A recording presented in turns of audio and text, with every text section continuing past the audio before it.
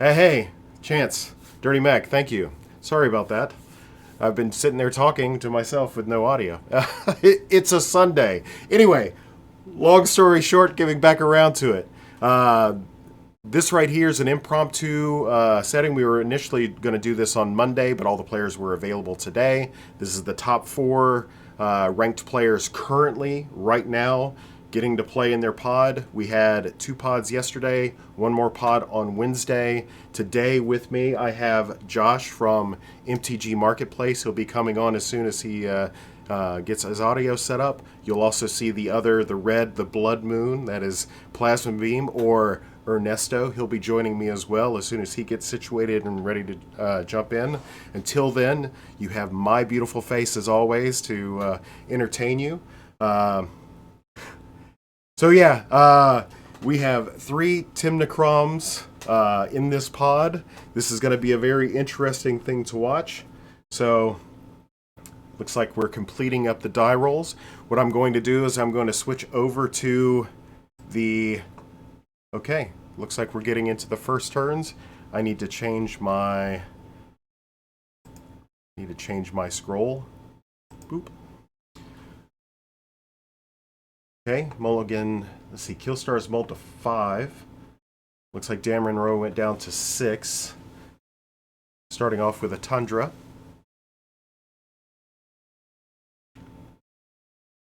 Sarah Ascendant. Best creature, Best creature for Adnos plans, yeah? Ooh.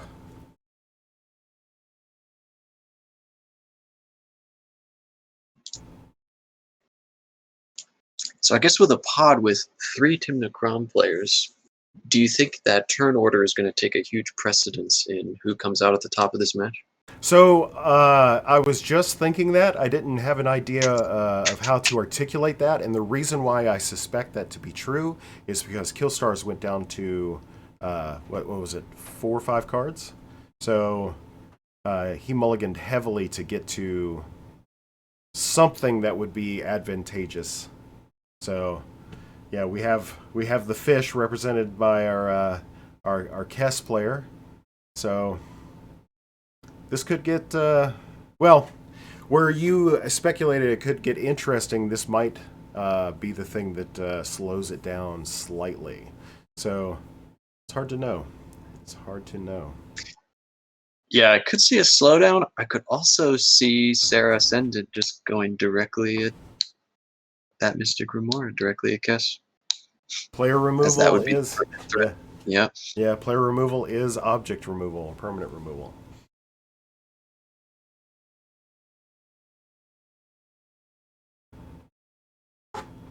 So as we get it set up in these preliminary turns, naturally, if something starts popping off, we'll cut directly to it. Josh, were you able to catch any of the games yesterday? I was not able to, actually. I'm currently moving into a new space, and so other than this particular moment of the day, a lot of my time is sucked away towards getting furniture ready and the like. Awesome. Yeah, no worries. I kind of suspected that, myself included, when we're not doing this exact thing, we're probably doing a myriad of other things. I was using it more of a preface to highlight to other people who haven't or weren't able to catch it yesterday. So Bad Dog took 2 games in a row, not 2 games in a row, 2 games in his pod for Kalia, and then it was I think it was Coco Loco who won his pod yesterday. They had a 3-person pod because one of the players was unfortunately was a no-show. We were trying to reach out to them to because some things happen in life and you aren't able to make make it. So no harm, no foul. We had to fire the pod, and we fired off with a 3-person pod. So great games yesterday. So we missed a rather interesting play here that was unfolding. It seems that River May Cry decided to pull a trigger, feed a fish roughly 3 times, casting a Mox Diamond, a Lotus Petal, a Dark Ritual, and Reel of Fortune. Also 4 times, only to have it get swan-songed. And Now our Mystic Remora player is sitting with a comfy 7 cards in hand. Nice. I'm sure Great. they're very happy with this outcome. Great catch. I tend to be a little wordy in my explanation of things. So yeah, at least somebody's paying attention. Thanks, Josh. Yeah, I'm wondering how River feels right now because they've dumped most of their entire hand down. They now have 2 cards in hand. Granted, one of their last pieces was a Wishclaw Talisman, and so they are set up for next round. But now they're looking in the face of both a Sarah Ascendant from Killstars and an overwhelming amount of card advantage to a point that it might not matter. Yep. So it's been a while since I've played Kess, and so that said, I don't know which version of Kess this is. If it's a storm build or a wheels build or like what it is. What do you think the game plan of the Kess player is at this point? Watching all of this, is it a sit and wait? Patience is a virtue. It could be. If I had to make an educated guess, people, especially those who play CDH, tend to like to keep hands that can land an opening Mystic Remora, even if the rest of the hand isn't exactly advantageous to them. Um, because of how valued I think guards here, even if the Kess player kept a horrible hand, the fact that they landed a turn 1 Remora and have since drawn, what do we have to now? I think 5 cards off of Mystic Remora. It kind of makes up for any other bad cards that could have remained. So it's up to them at this point. They could choose to pivot however they want. I'm going to assume they drew into some fast mana. They could try to go off here, and maybe they keep a strong amount of counter magic to protect their plan, or they could really just sit. They could pay for their Mystic Remora, play a land, play some fast mana, and just move along and see if they can't like tighten the grip on the board even more. Nice.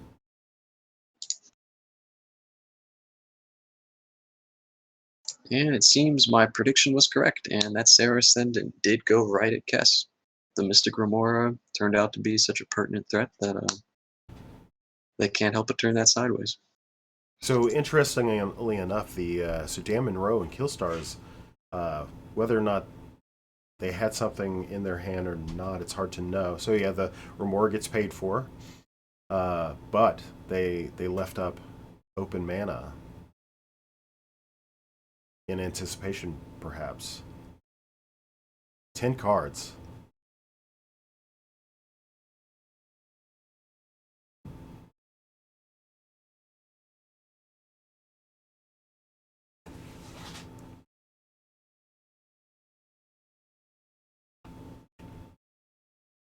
Okay, Mox.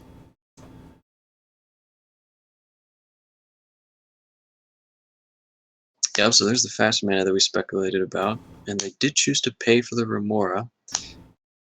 So I think if you choose to pay for the Remora, I think it's pretty good evidence that you're not ready to win the game that turn. But with the revealing of a Dockside Extortionist, I could be very wrong. That's 1, 2, 3, 3. That is 3.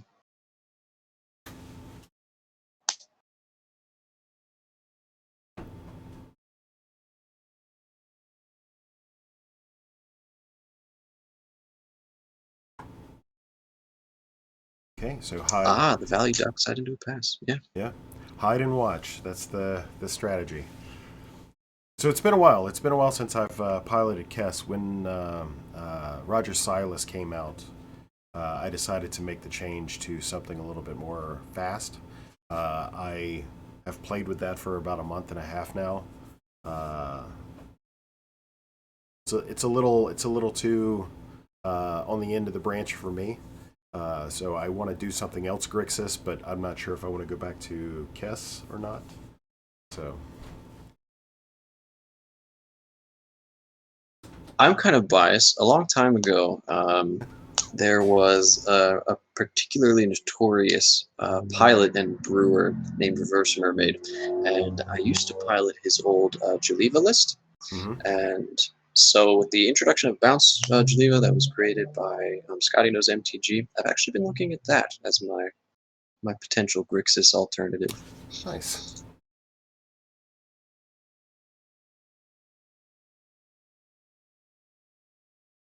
Yeah, the reverses dilemma was before my time in the CEDH world.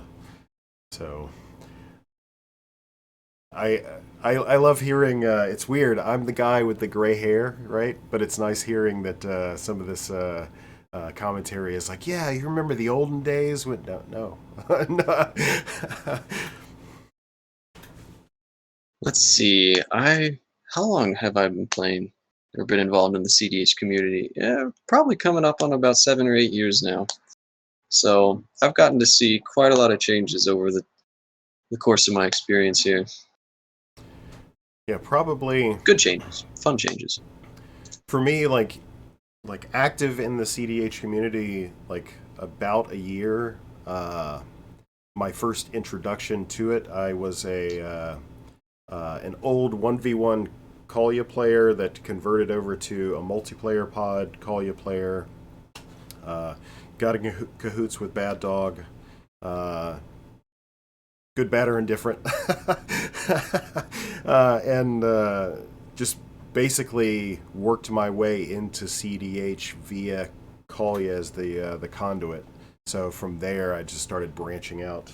I typically I don't like to do mainstream lists because I mean I do, but then I don't know. I'm kind of finicky. Okay, Rite of Flame.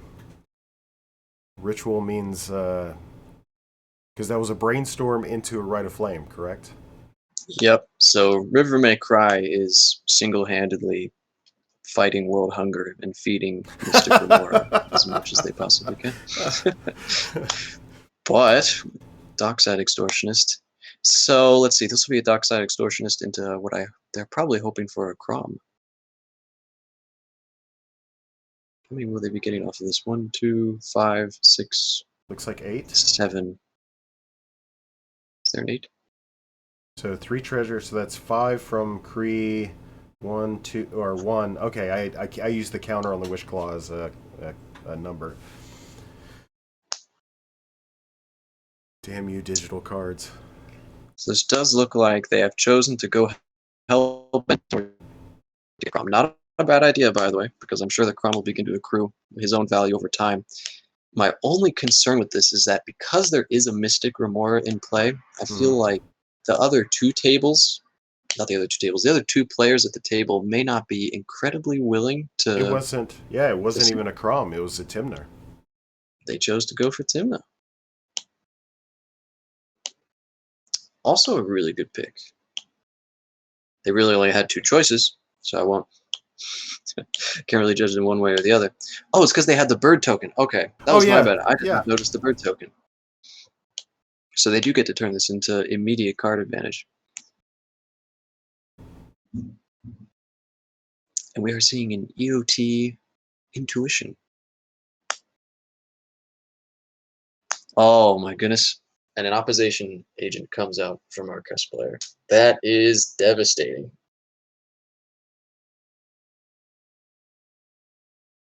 Oh, Force of Will on the opposition agent? And a Force of Negation from the cast. Those stacks get deep. I'm definitely not going to count any chickens before they hatch, but a resolution of an intuition underneath of an opposition agent could spell the end of the game.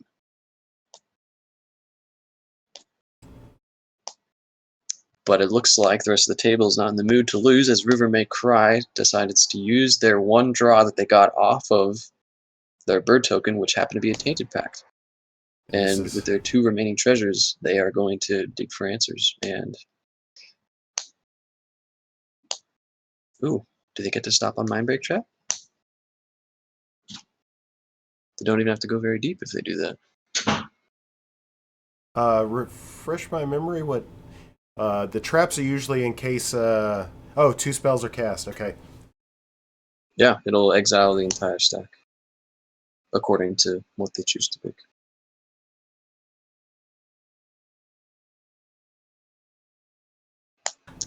Well, this is exciting. Honestly, Happy Sunday. It is a card that... Yeah, this is really exciting. What are we on right now? This is... Okay, so they went past it. Oh, they went past it. Yeah, because Dirty Mac in the chat says it needs 3 spells instead of 2. So let's see, it would have been opposition agent, force, but that would be. Oh, I wonder if it's because the wording on Mindbreak Trap is an opponent has cast 3 or more spells. Oh, I see. Yep. And not your opponent's total. So they chose to go with. I believe they picked the Fierce Guardianship. I believe I looked away for a split second. I believe that was the choice they made there. There it is.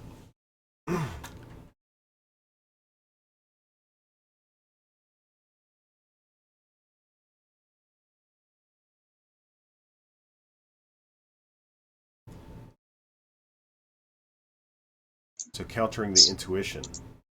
Yep, they have to counter the intuition because if they counter any of the original counter spells, then they still get to resolve intuition, which you don't want anybody to do. This basically stops both players, but does allow us to have their opposition agent in play.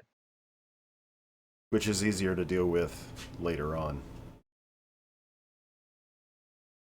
Yep, easier to deal with later on. More good news for Kess is this actually then turns off Killstar's Wishclaw Talisman that was graciously given by River.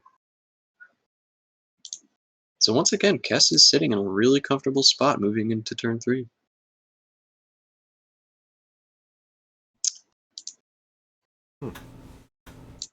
But I will say, if there was a window to win the game for either Dan Monroe or Killstars, this is probably it. I would almost say it is very unlikely that they will have another window like the one they have right now, in which both Force of Will and Force of Negation have been used, Tainted Pact has been used, Fierce Guardianship has been used, and everyone is tapped out. So if there's a chance or a window to try to gain some advantage and put yourself back into the match, it's right now. So just by virtue of sheer opportunity. Yeah. Because of the aforementioned cards. Yeah.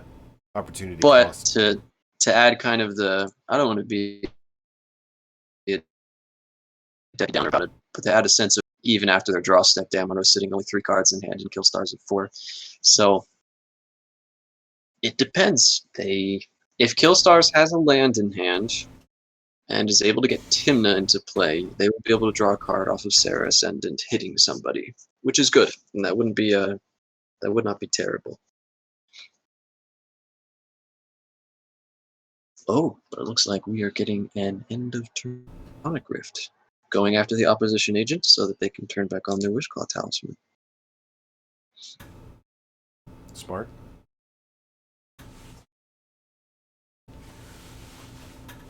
But now I'm trying to think, what do you get with your Wishclaw Talisman that puts you back into the game? Well, especially because opposition agent's now just in hand again. So, I mean, like you said, I mean, Timna would be valuable with regard to generating some sort of card advantage. If a land drop doesn't occur, what's the odds that that would be a mana piece? Okay, so there's a Spire. So, yeah, Timna being a possibility is now back up. But I feel like I personally wouldn't bounce opposition agent unless I was planning on using the Wishclaw Talisman this turn. Mm-hmm. So I believe they will pivot away from Timna. But the big question is, what will they go and get? And there we go. Badlands has activated Wishclaw Talisman. Timna is still a possibility if they go and get some fast mana. They could go and get a Mana Crypt and put that into play, and then they would still be able to yeah, they'd still be able to get Timna into play if that's what they chose to go for. So Dockside, Plasma thinks Dockside. Dockside, also a good one. Let's see, from his perspective, Dockside is currently going for not as much as before. 1, 2, 3, 4, 5. Dockside for 5. Well, he also has the weird. He would have to tap the Spire while he still controls the Wishclaw, which he didn't, or did. It's hard since we're not actually there in the call. We don't get to hear the order in which they are layering their decisions. Yep, there's dockside. I hope that they tapped Spire of Industry in response. Mhm. Actually, technically they didn't. If there was a judge, because they did tutor, which means they activated the ability prior to tapping Spire of Industry. But like you said, we're not actively in their chat. So I mean, that could have been communicated. They just didn't perform the action. yeah, I will assume it was communicated. It's a good learning lesson for everybody else, though. So dockside. Let's see. That's 1, 2, 3, 4, 5, 6, 7. 7. Yeah. 1, 2.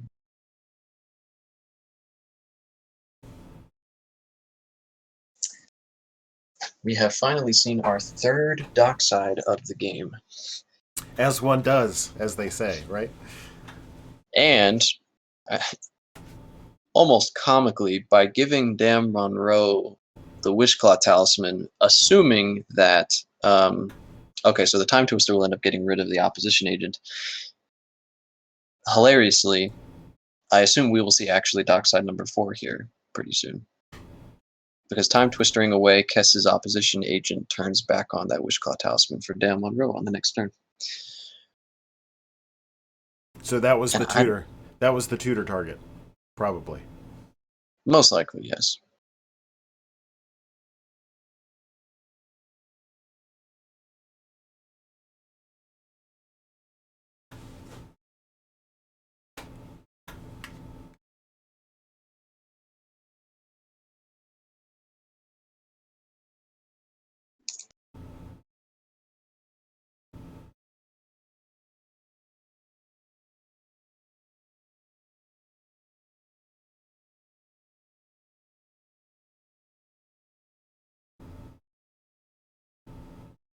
It's been really exciting for 30 minutes, the first 30 minutes, right? Big swings back and forth. Yeah, there was a constant. This is definitely a power struggle. Ooh, Phantasmal Image off of the Time Twister. That is a fantastic draw.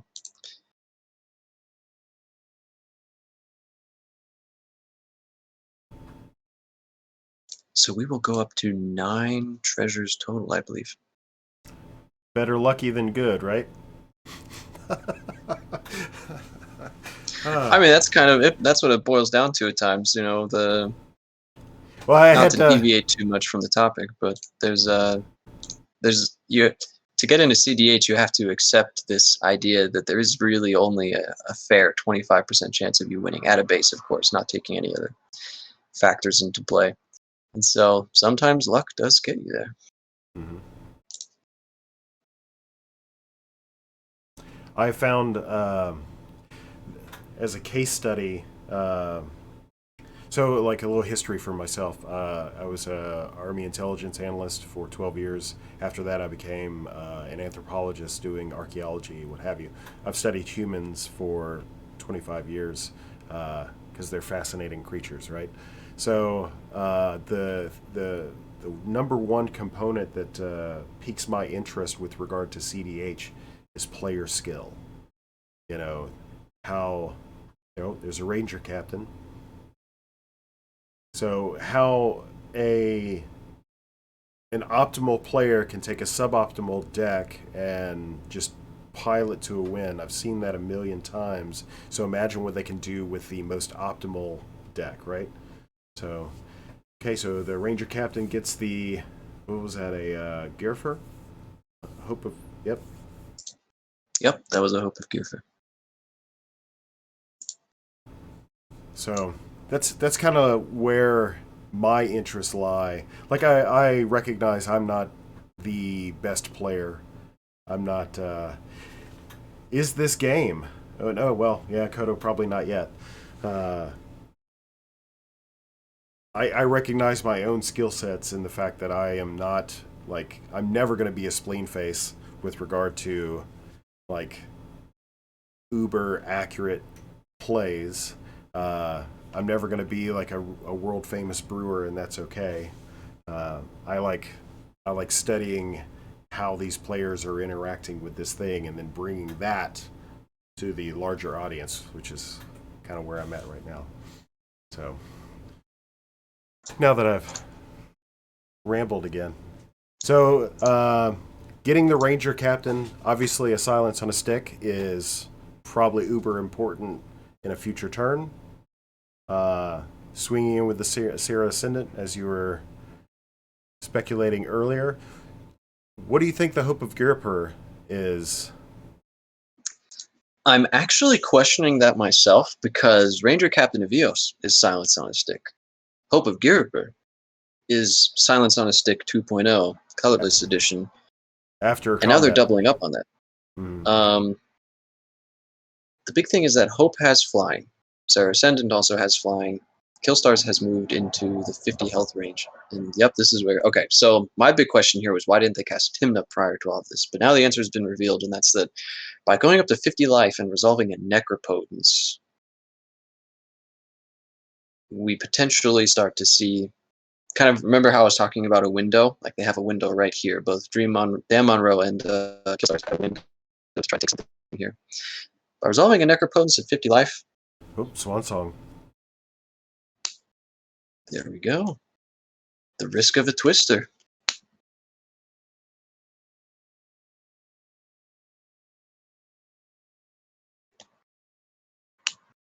I'm also under the impression I am willing to make a wager that Dan Monroe might also be sitting on some form of interaction or answers. Having both an Exotic Orchard and a Mana Crypt in play, I would not be surprised if there were still more threats hidden at the table. Because all relevant colors are represented by the orchard. Yeah. So it looks like those two windows have passed, and we move back to Kess. The board state does not look too incredibly impressive compared to what is sitting across from them, but we can't ignore that they had 11 cards in hand at the start of this turn.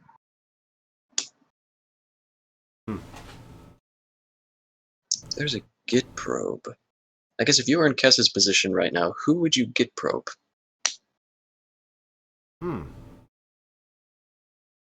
I personally wouldn't probe Killstars because they've most likely burned out of gas, and if they had interaction, they would have used it to save their Necropotence. So it'd be River, probably. Yep.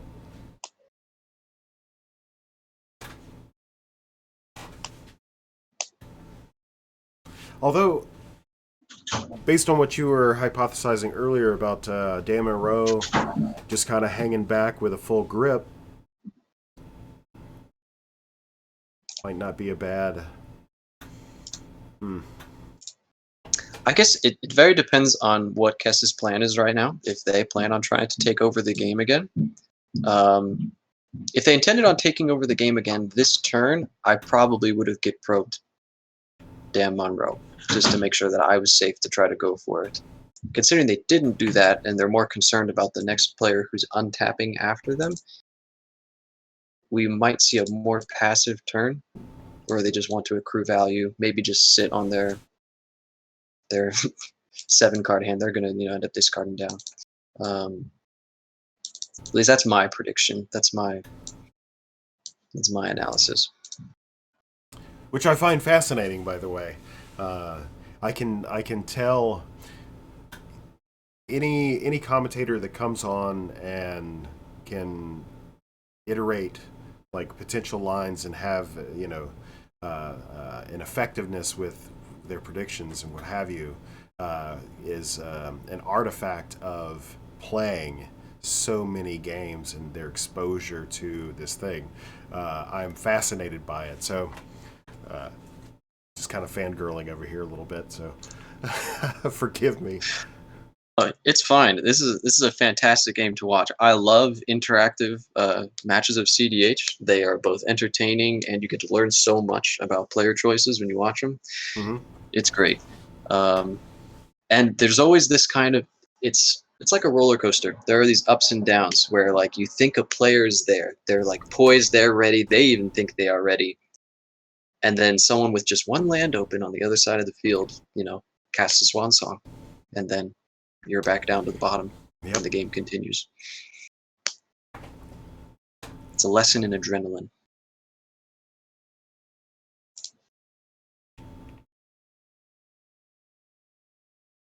So it does seem my prediction was right. They cast a Grim Monolith and just chose to pass,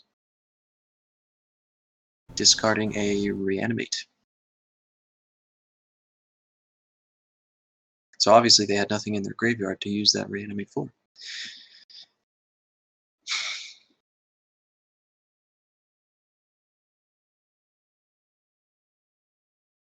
Okay, time for bird beats for value, right? I don't know. I'm assuming, let's see, Kess got to see the hand. We don't know whether or not Kess chose to reveal that information, or warn the table. Oh, I see you via chat. So that's an interesting case study as well. Like, because you hear players talk about this all the time, whether or not it's a legitimate strategy to reveal that information or hold it back. Some people say it's smart. Some people say it's dirty. It's this weird balance of feelings behind that gesture. So I definitely appreciate having the opportunity to once again stoke the flame of like whether or not it is appropriate to. Yeah. So yeah.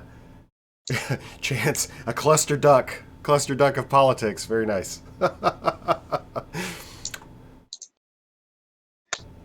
And to be honest, sometimes it even extends beyond that. We talked about the two possibilities of either keeping the information to yourself or revealing it. There's a third possibility that I don't see employed very often, but I would love to see it used more, and it's when you just lie. Like, you could, because you've seen their hand, and they can choose to disclaim it or not. You never really know how active your opponent will be in trying to disprove you, but I wonder what the consequences would be of seeing someone's hand, maybe seeing stuff that's not so good, nothing to worry about, but then lying and revealing to the table that they have their win conditions available. Especially and when forced. Yeah, like when like priority actions and stuff like that. In this instance, you have two players ahead of you, forcing them to dump their interaction. Yeah, or you force them to hold it up. Like you make it so that they feel like they can't risk tapping out and going for like riskier advantage plays. So what is this cEDH's Faithful? So cEDH's Faithful is a 1-drop creature that when it enters the battlefield, you can exploit a creature and then bounce a creature to its owner's hand. So it looks like they chose to exploit the cEDH's Faithful itself, and they are bouncing Dockside Extortionist. Which means we are about to see another Dockside. This will be the, I want to say 1, 2, 3, 4, this will be the 5th Dockside of the match, counting both copies and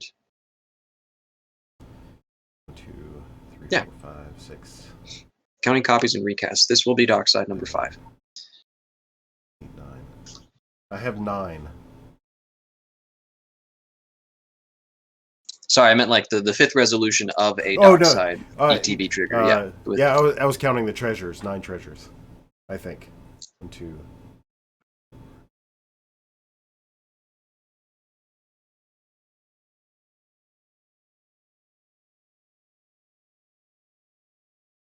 And it looks like that resolved. Yes, 9 treasures up to 10.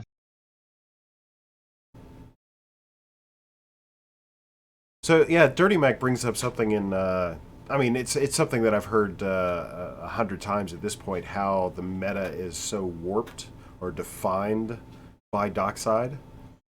So yeah, so I'm looking at it from the perspective of, like Chance just wrote, like it's just straight gas, right?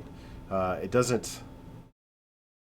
doesn't really provide you anything other than the means by which to do other things. But if you don't have access to those other things, how how good is it without a companion or a component piece to go along with it.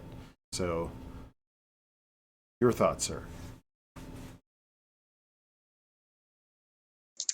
I mean, it's just as you said, it is a highly advantageous piece. We see people turn one tutor for it because it can be followed by their turn two dockside. Mm-hmm. Um, it reminds me very much of my early days where in my kitchen table group of Magic, there were always particular cards where if they were seen at the table, they were always either copied, stolen, countered, killed, exiled. Like it was something that always caused a ripple.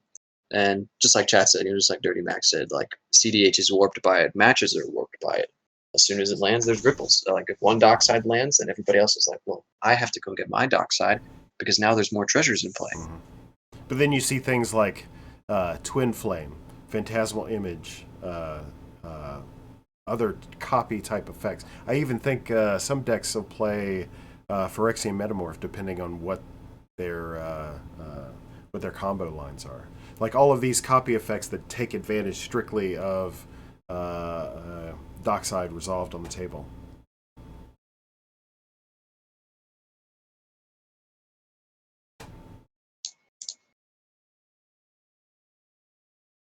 Hello, guys. How you Hey, doing? Hey, Ernesto, what's Sorry, up, buddy? sorry for the delay. I couldn't commit sacrilege by not having coffee while doing this stream, so I had to wait until the coffee was done so I could jump in. Oh, no worries. Did I miss anything interesting aside from 6 dog sides being cast or 5 or something? So, as we've just like recently, like in the last 30 seconds, discussed, it's just docksides. Nothing important happened. Just docksides, right? Okay, okay. No, Aside from the the turn 1 fish from Creed, turn one fish. The interacting over the end of turn intuition was probably pretty big. Probably. whose intuition was that? Dan Monroe's, I believe. Oh, that's bad. so it wasn't Because, even the. Go ahead. no, because from what I see, that Monroe, this is the second land he's dropping, and I believe this is like what, turn 4, 5? Or turn 3? Mm-hmm. Okay, welcome to CDH, where we have a turn 3 with Killstar's board. Uh, but I'm guessing that that intuition was the way for the Monroe to get back into the game, because not second land, it's pretty bad, at least from what I see. If it's Dan Monroe's intuition. Well, there was a time twister as well, so he might have been unlucky off of the new 7 as well. So you never know. The magic gods taketh and the magic gods giveth, and you never know exactly when you're gonna be receiving which. So Rule.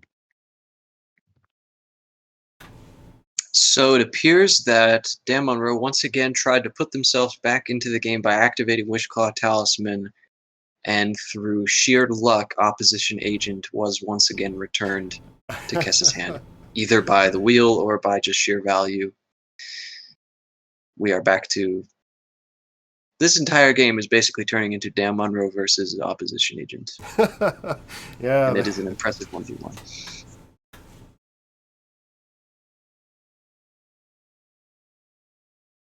So does Green need more cards, actually?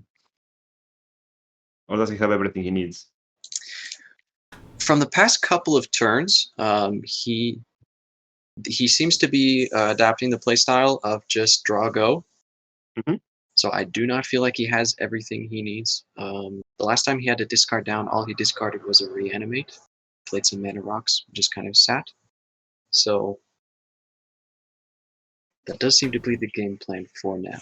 He is looking down the eyes of two very stacked board states, so I can understand a bit of caution from his part. Also, remember he's playing against River, the Sandbag Master. Hmm. So I don't blame him for just saying, okay, I'm going to hang back. Now that the fish is gone, I'm no longer that much of a threat. I'm guessing that's why Killstars was swinging the Zebra at River, not at Tree. So Ernesto, look Mhm. at Killstar's board state. We were Mhm. kind of curious about this earlier. He played the Ranger Captain and then got the Hope of Gearper off of the Ranger Captain. What what would be the necessity for two silence? Uh, So the big difference between both of them is that hope is only works in against one player, mhm. and a ranger captain works against all players, right? But the main difference is tempo. Like when can you activate these abilities? In this case, hope is only when you swing at someone. So you need to first swing. It's kind of like a proactive silence Mhm. that you know, okay, this is going to be a problem.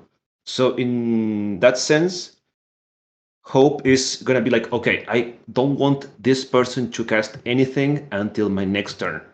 Like when you know they're setting up a huge board or a huge turn, like it's very telegraphed what they're doing.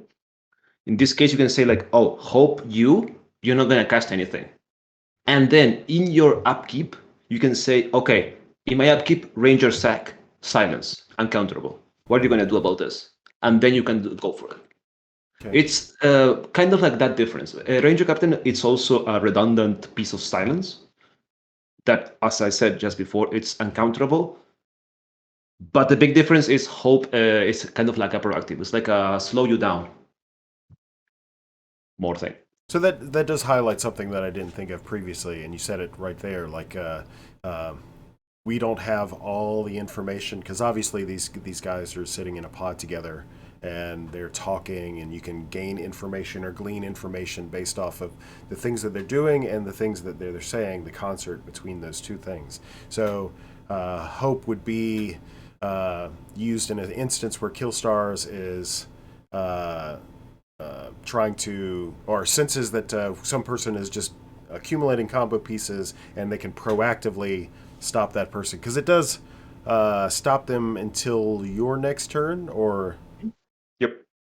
But that so. doesn't mean that hope cannot be like a defensive. You can say, oh, before I try to go off, swing at you, silence you, then try to go off, which is the usual usage for hope. Something else that I've noticed looking at the board state here, um, Crom. River Oh. May Cry has yet to do anything with their Crom. They cast it and they let it sit. And so I wonder if there is almost a fear, because if they attack somebody with Crom and they lose their only flying blocker, because Bird is also tapped down as well, there is a risk of Hope going at River and them being able to just sacrifice Hope and shut down River for a turn. Because River is basically competing with Killstars at the moment for board advantage. Yeah, but Dan Monroe just landed a Ristic study that may mean also Dan Monroe has 6 cards in hand. That may mean that hope may go Dan Monroe's way more than Rivers. It definitely could. Aside of obviously Dan Monroe not having blockers. Yeah, I think the Ristic study for Dan Monroe is probably a catch up. You know, at this point. Ketchup with fries. Yeah. Nice.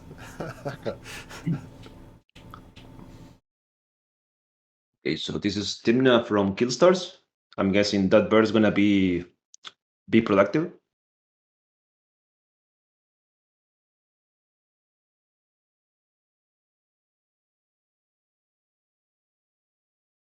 So I heard before that you guys were discussing Reverse Mermaid's Joleva, Mm-hmm.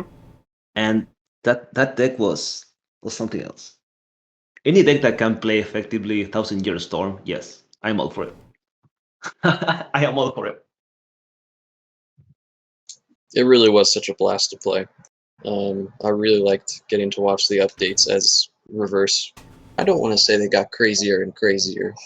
Maybe spicier and spicier is the right way to describe that. It was a lot of fun. That's true. I think I still have the latest version before he changed it to 99 Mountains. That was fun. That was fun. I actually played that list like 2 or 3 times during the 99 episodes, and it was a blast. It was always a blast. So much fun. Maybe you should try it, Clay. Oh yeah. So what's the premise of 99 Mountains? Is this like 52 card pickup? Because I've been fooled before. No, it's just Jaleva stuff, like Jaleva Storm, but more memey with bonus round and 1000 Storm. Maybe now, if you update it, it's more like a typical Turbo Nos deck than Jaleva. But it's fun trying to outvalue people and excel the top of the library. Sometimes you hit their Lincolns. It's fun. Sorry, my phone got a little crazy. They do that. I was trying to tap on my stream manager and I typed on Facebook Live instead. Magic Boomer. Aren't we all boomers? Yeah. Well, sure. I don't want to side seat with anybody with that. I'm happily one, I guess, at this point. You know, I've earned it. Fair enough. It's okay. In all aspects of life, there's always something that we feel like we're a little boomer about. Yep. There's so many things nowadays, so much knowledge that you're gonna be a boomer about something, for sure. So Killstars has been in the tank there for a second. Yeah. Mm-hmm. Probably trying to find the most optimal lines of attack. Okay. Yeah, this attack makes a lot of sense to me. Maximizing card draw from Timna and maximizing threat because is offering River the champ blocking with Chrome, which of course will never happen because Chrome is very important, especially when his board state is like that and he just needs fodder for all the mana he has. I wonder, what do you predict that Kess stole from Dan Monroe with the opposition Outside? agent? You think it was? Outside? Oh, yeah, that could definitely be his dockside. Don't really overthink it. When in doubt, Dockside.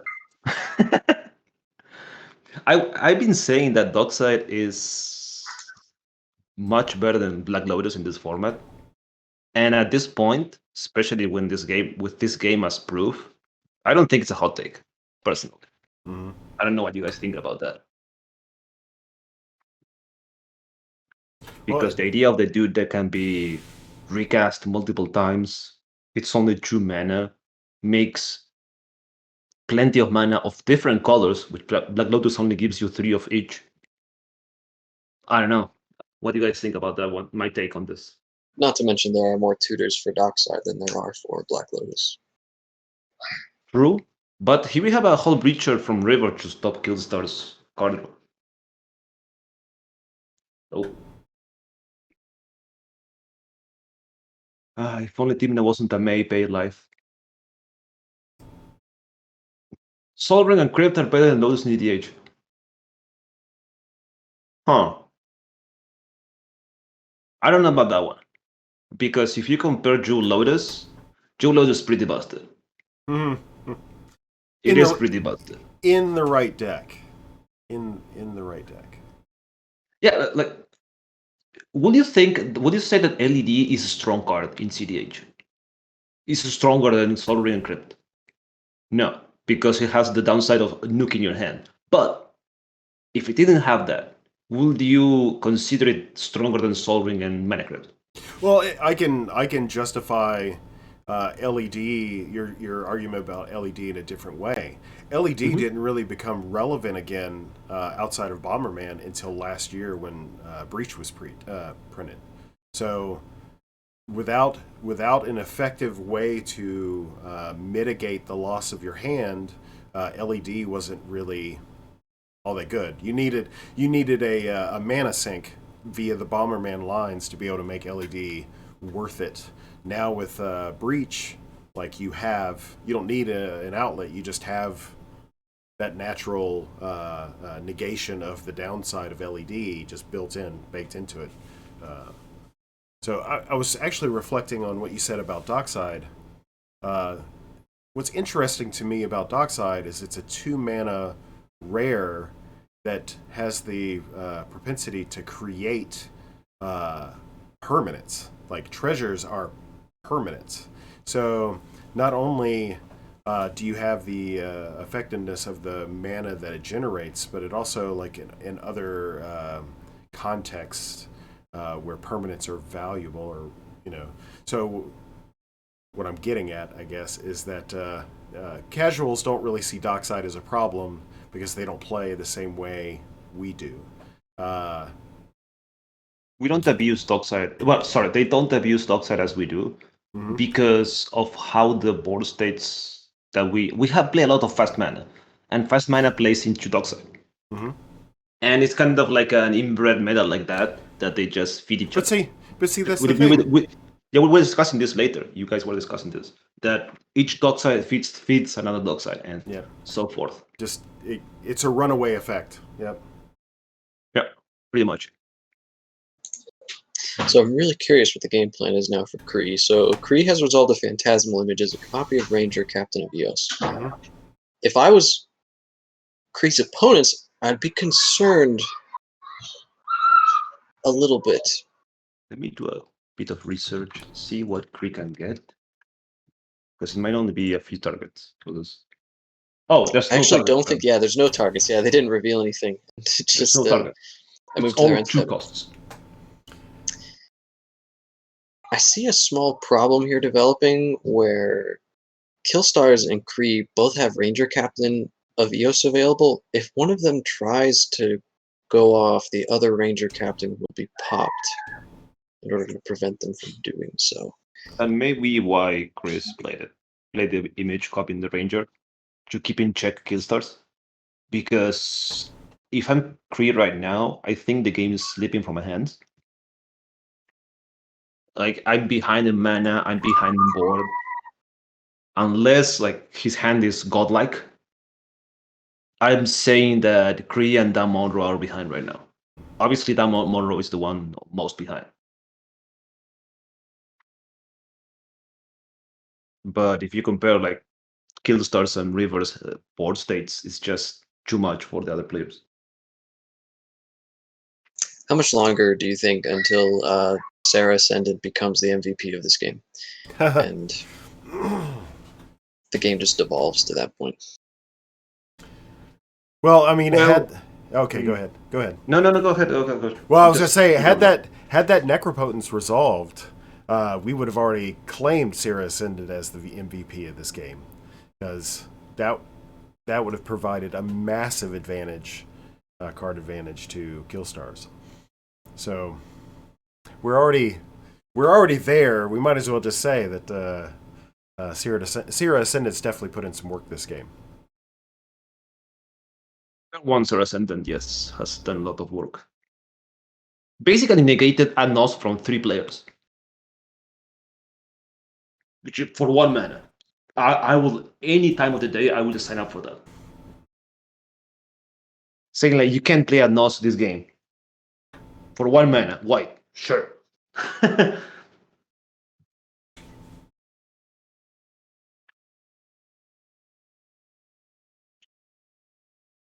So what would you say will be the steps to return to the game for Dan Monroe?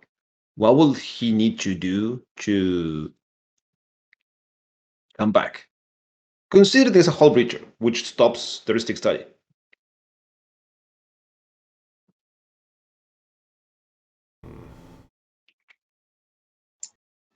That's a tough question. I'm trying to think about everything I know about TK and where they could possibly go from here. It's connect the routers. That's an option. That's an option. It's kind of rough. I don't. There could be there could be a claimed weakness in some of these CEDH lists in that they contain a lot of value, and the value is like very explosive in the early game, but it starts to lose its effectiveness as the game goes on. So even something like Rhystic Study, even if Hull Breacher wasn't in play, everybody else's board states are almost to the point where they're able to comfortably pay through Rhystic Study tax to a point that it doesn't matter. And when you're reaching that time in the game, a lot of cEDH cards, especially those that are related to taxes that would lead to you drawing cards, start to lose a lot of their value. Like drawing Mystic Remora here maybe wouldn't even help him that much. Drawing Rhystic Study definitely doesn't help. I mean, yeah, because there's a Hull Breacher in play. Drawing Ad Nauseam wouldn't save them. Is TK on Peer into the Abyss? I assume so.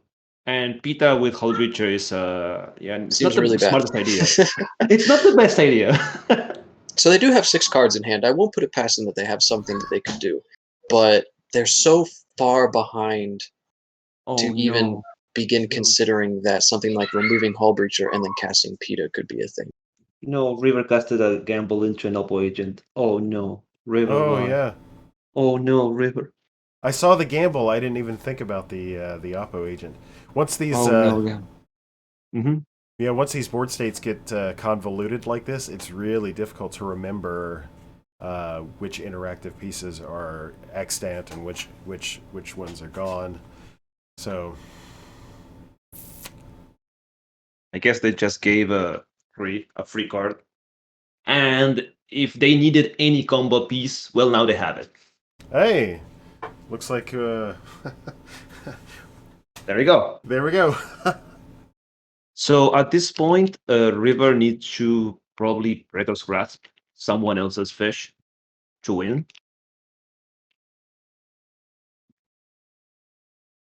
Unless River goes for the, beatdown plan, but against the Zero Ascendant, it's not the smartest.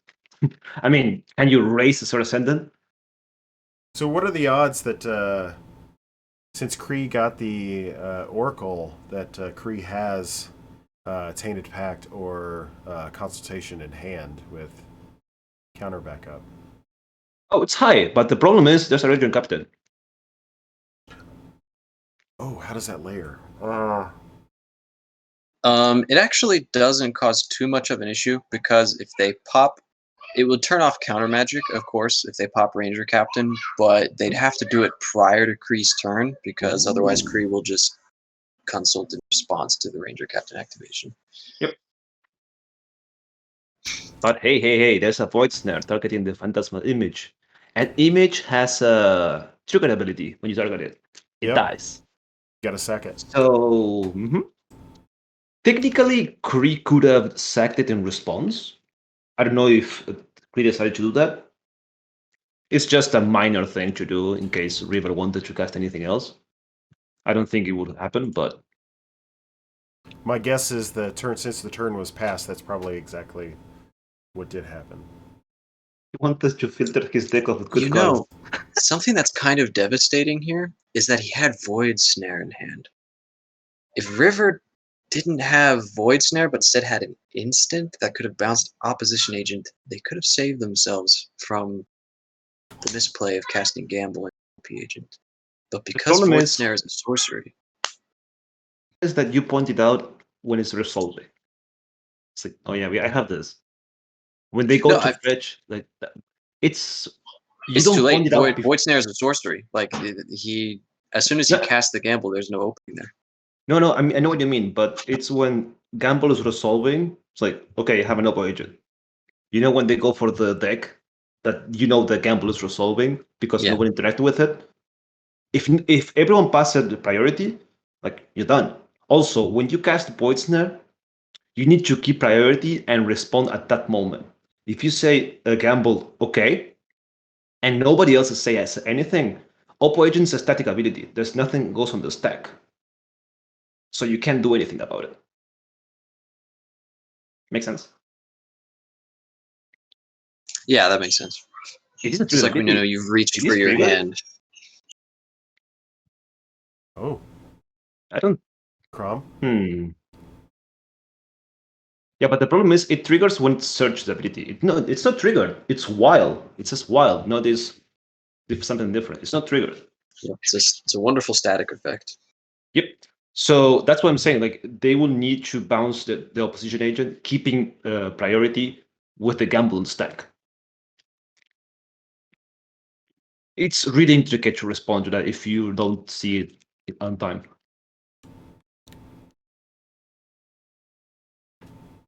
But hey, here we have a Killstar swinging again. With oh wait, but now we have a Crom. I guess Killstar is the one with the beatdown plan.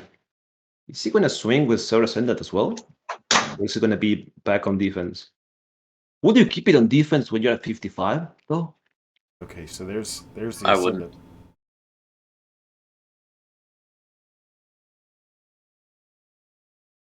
Because Rivers Flyers are tapped down.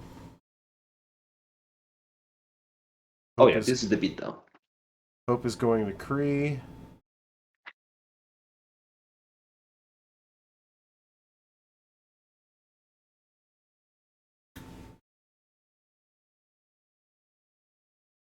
Which is where we might see that silence effect be put into play.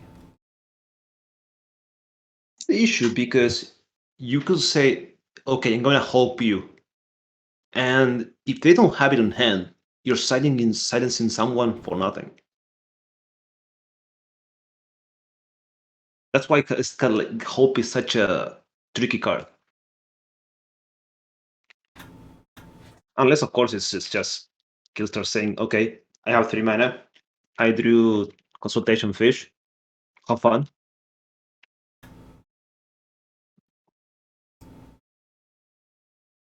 I just thought of the a trope that most players don't know about CDH is that sometimes games do end by combat damage.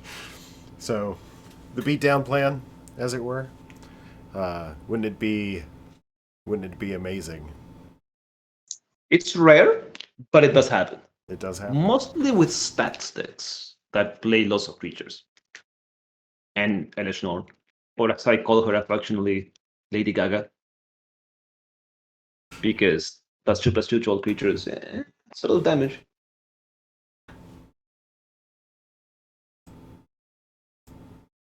Okay, so Hope was sacrificed. Mm-hmm.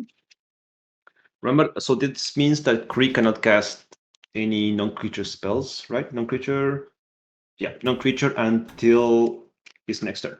Until Killstar's next turn. So Kree has no interaction at all. For anything that River and Damon Rule does, unless Killstar goes for it. Oh, no. No, he decided not to go for it. Good.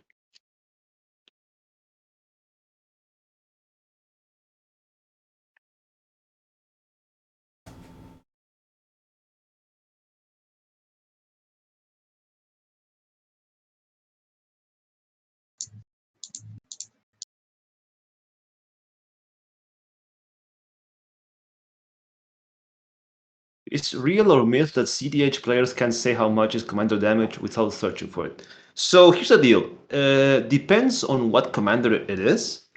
Because if it's, for example, Ishai, you need to keep up with that. Because if not, you're gonna die in 1 or 2 swings. That bird goes crazy so fast. Also, stuff like Grom, bigger creatures. But if it's smaller, like, I don't know, Isan, Timna, normally you don't care about it. Because it's such a small damage that at some point you're gonna have a blocker for it. Yep. But it is a bit real, yes. That commander damage is kind of like ignored. So on that last turn, Kess has entered the chat. Finally.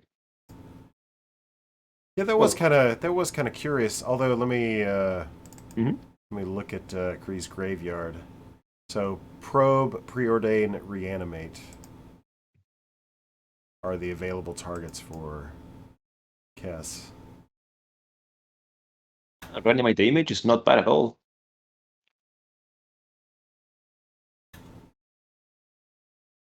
Probably copying Dockside, maybe. But we already explained that that's a bad play. Nobody should ever do that. It will be like the 7th Dockside this game, or something like that. So what was the meme yesterday? Which of all of them? It was there was a meme yesterday about like somebody should make a T-shirt that has Dockside and somebody you said this. It was the Tony Montana. Yeah. The Mayhem Devil with Corval. With Tony Montana.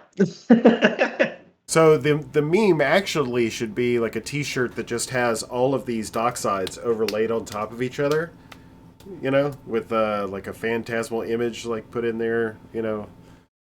That's In a the vapor. yes. Because it can bounce all of them, so like, here we go. Okay, so here we have River saying, I will not go down into the darkness without fighting, swing it at everyone else. That's I want to draw 3 cards. Well, yes, aside from that, that's like, eh.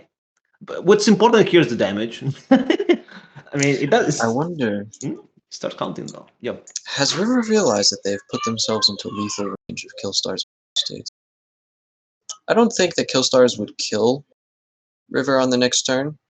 I wonder if they're concerned about that. As I'm looking at this game, I've been looking at River's board state a lot, and I've noticed how, like, Hull Breacher specifically is doing a really good job of stopping anybody else from starting to gain card advantage against them. But at their own sacrifice, they're tapping out their board state and opening themselves up. They're now at only 15 life. Unless Also, they can Chris at work. 15. Hmm? Also, Chris at 15. Kree is also 15, yes, but I feel like River might be a focus for Killstars because of the Hull Breacher. We just saw a point go from Ranger Captain Eos to River, and I wonder if they actually activated the ability and put that onto the stack. I think it's more a reminder to say, okay, I have this to keep people in check in case they go too crazy. Yeah, so you think that they're? See, I haven't used cockatrice from a player perspective. So can what does it take to highlight a card and a player? Because I was thinking because it just flashed momentarily on the screen, and I hate to use this terminology in this way because it sounds disrespectful, but it almost felt like Killstars was punking River. Like clicking. Like I don't know the steps that it takes to perform this action right here. So, It's super simple. Is you right click on a card and then you keep the right click clicked, press down, and then you drag the arrow to whatever you want to point it. Mostly it's used as a like saying, okay, have these targets, but sometimes people use it as reminders, like, hey, I have this, when they're speaking, to make it clear, like, hey, I have this card right here that can answer or can stop you. Doesn't mean to be punking or be a BM, as some people will say. oh, so yeah, Okay, but okay, so kids decide to crack it. Interesting. I bet Kess is very happy. Oh, he's just extremely happy right now. Well, yes and no, because Kree can always just cast consultation or tainted pact in response to it. It doesn't stop the fish at all. I'm actually kind of curious why Killstars cracked it when Kree has River's fish. well, I think you hit from Kree's perspective. I think you touched on it earlier about the reanimate phantasmal image into a dock. Make a new dockside. I think that's probably the plan. So being able to do more than that in a turn is probably the outlook for Kree. So thankful that the Ranger Captain is gone, so they can get more value, more dockside value, as it were. I wouldn't be against Kree actually hit probing River instead of docksiding. Because information at this point is huge, and Killstars only has 3 cards in hand, and River has 6 with a lot of open mana. So I will be considering more of a threat to stop me being River than Killstars at this point. All right, Well, then. even Monroe can actually stop you, so maybe the argument is not that good, to be fair.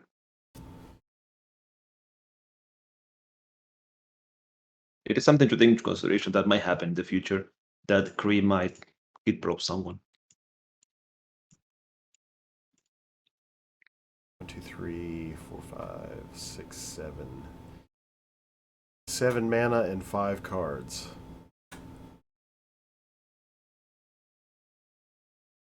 Adnos, YOLO Adnos.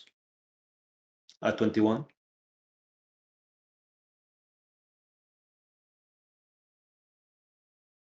Let's see, how many treasures do we have? So, Killstars has... Ooh. That's weird. That's probably saying, yeah, they're coming your way. So, yeah, like the... I know punking is just the weird word for that, but like... It's all like these little gentle reminders. There you go. That I have you. To hear the audio in that pod, huh? Oh, to be a fly on the wall. Oh yeah. Oh yes. Okay. Oh. Oh, the predicted ad nauseum. Maybe. Ritual as one does in Ita preparation. into Hall Reacher for the extreme sadness.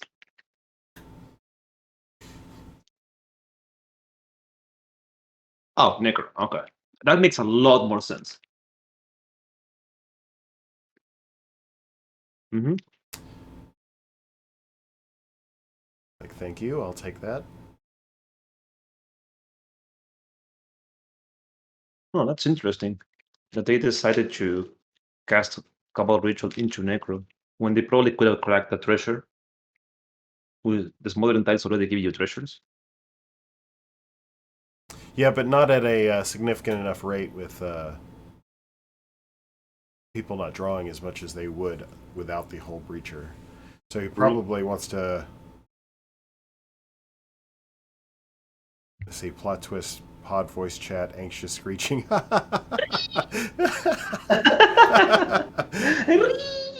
You play the fish turn 1. Yeah. Because I was actually victim to that yesterday. That's always the interesting part about being on this side of the monitor. Like, we don't know what they have in their individual hands. We don't know the amount of I was gonna say shit talking, but truth telling that they're telling each other in the pod. You know, with response or responding to the things that they're playing. We just, there's information that we don't have. So I find it fascinating just sitting here trying to extrapolate and glean information off of their actions to try to predict what they're doing. So it's the hard part of casting, You don't have the input into the banter, into, you might have to do this, or mostly the politicking is the thing I like to be able to transmit to whoever is listening. That's the most important part that is being missed, in my opinion, about CEDH. Because in 1v1, there's little to no banter. You're just trying to kill the other person as fast as possible. yeah. So in that one turn, resolving the Necropotence, so essentially, so you were talking about burning the treasures for the Necropotence. Yes, it did trigger the Chroms, but with the minimal amount of resources used, Dan Monroe was able to employ a Necropotence and a Talisman, a rock, to further advance their board state, and they paid the requisite number of life down to fill their hand back up to get most value out of that Necropotence. So all in all, not a bad play to get Monroe back into contention here. Sure, but he casted the Talisman off the Mana Crypt. What I'm saying is, instead of giving River a card for free, you sack a treasure, tap the Luxury Suite and the Orchard and the treasure for Necro, and you don't give River a card for free. That's what I'm saying. But now and you still have the Marsh Flats and the Sea of Clouds open for interaction. He can't search up with the Marsh Flats, so he'd True, only. there's no point. So maybe right. this was the most optimal way to maintain interaction for the upcoming turns. Fair enough. Fair enough. It's a good call. And unless I'm mistaken, he still has his dark side somewhere. Oh no, don't call him. I never expected this spot of triple blue farm and the cast to be so gummed up. So like slow as molasses, I would say. Oh, that's interesting. I didn't expect anything less than this. I figured the best way for them to combat the similar strategies was to plug up the board and slow things down. Because otherwise, as evidenced in the earlier turns, it was way too swingy. Now it's just nice pace. Nice, right? Nice pace. The thing is, there's a clock ticking, and that clock is named Saracenden. Because people will die next turn from kill stars just by swinging. Mm-hmm. And that's big. Maybe I would have swung the Chromat Kree also to force Kree to maybe consider blocking with Cass. So Kree doesn't have a reanimate Phantasmal Image for Dockside or whatever they want to do. It's an option. Yeah, but this isn't so bad either. Keeping both River and Kree at 9. Dan Monroe is in this weird position where he wants to gain advantage off Necro, so that's less of pressure for Killstars to focus pressure his way, rather. So, if I'm correct, Kree can cast non-creature spells this turn, right? Kree can already cast anything. Okay. Because the Hope ability ends on Killstar's upkeep. Okay, yes, okay. Just on Killstar's upkeep, Kree can already cast anything. Okay. It's until his next turn, and that begins on upkeep. Technically, it's untapped, but that's a step. It's not something you can respond to.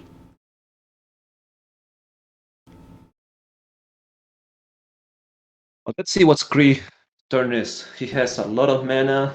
There's a possible fish. Guess being active for a reanimate. Preordain even if things are really desperate. But I assume this is probably Kree's last turn. Or Rivers. One of them is going to die next turn. Maybe. I don't think Killstars is going to be so lenient to be, oh yeah, I'm going to allow you to sandbag a bit more. Nah. With the advantage that Killstars has, the less players he has to deal with, the better.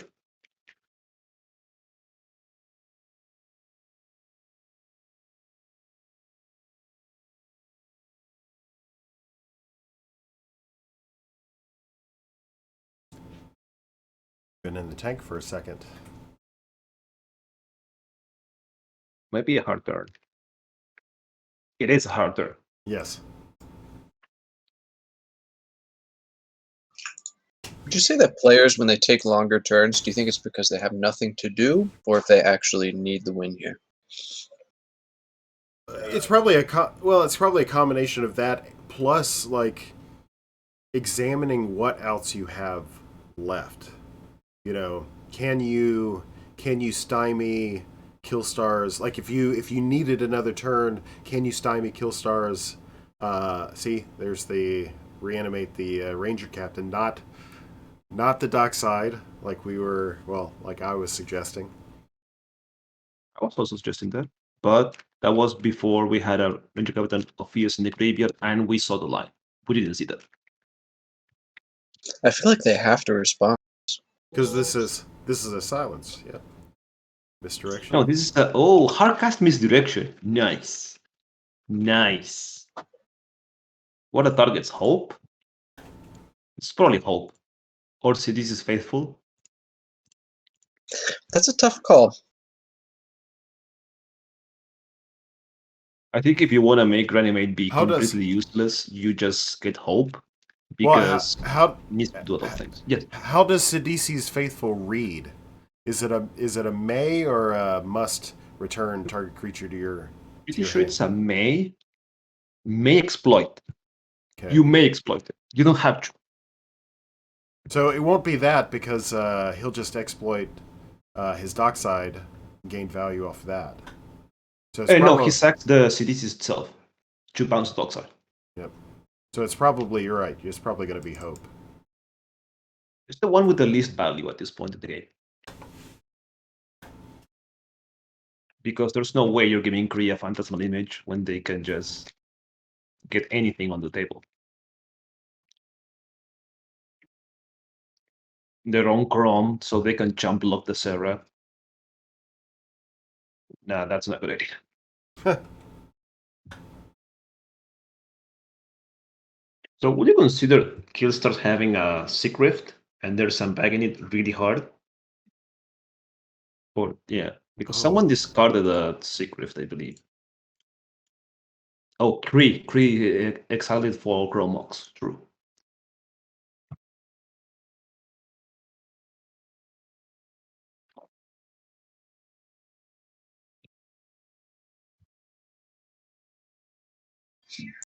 I wonder if I was in River's place, I wonder if I would have taken the risk of actually passing priority here and making somebody else respond to So, reanimate. so freak accident, like your question about having a feature about listening into the player's pod. So that might be an ethical question, like during tournament play, are we entitled or otherwise obliged to have that information?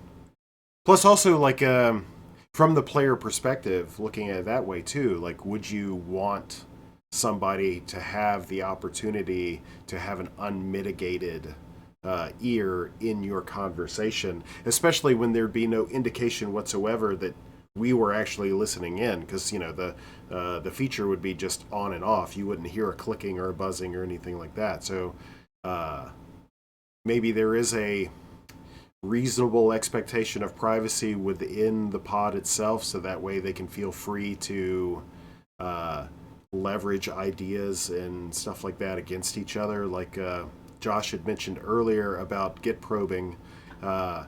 If an audience was listening to a person like lie about information, see, now you're talking about politics and public perception and that kind of stuff. So you're absolutely right.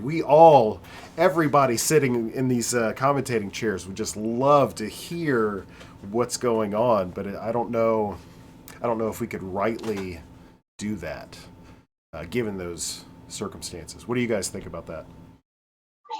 I will say that in professional 60 card formats and tournaments, they do actually allow you to listen in on player conversations, but at the same time, there's a big difference between the 1v1 said the politicking that comes from 4-man, where I feel like every 60 card tournament I've seen, everyone is very professional and straightforward. It's literally just, I'm casting this, I'm activating this ability, I pass the turn to you, this, okay, I'm down to 19 life. And it continues. The problem with trying to do that and listen in on a 40 card conversation is that we'd have to listen to what could potentially be very heated arguments over what the correct play is, as all players start to participate in that. Everything from trying to push focus away from you. I feel like there could be a potential of painting certain players in a bad light and being like, wow, I used to really like this guy, but then as soon as I heard him over voice chat, I found out he's really pushy. And in reality, they're just trying to employ that skill of politicking. Well, I think that politicking is part of the innate nature of EDH as a format in general, not just CEDH. Everyone wants to be like, hey man, why are you targeting me? Get that thing that is bothering me more than I'm bothering you. Stuff like that. And Chance in the chat is actually backing that up as well. The politicking nature of Commander requires that you interact with your opponents in a very specific way. That can be nice. That cannot be nice. But it's definitely a debate for the ages. Okay, so we got 6 damage heading 8 damage heading Kree's way. Is this the end?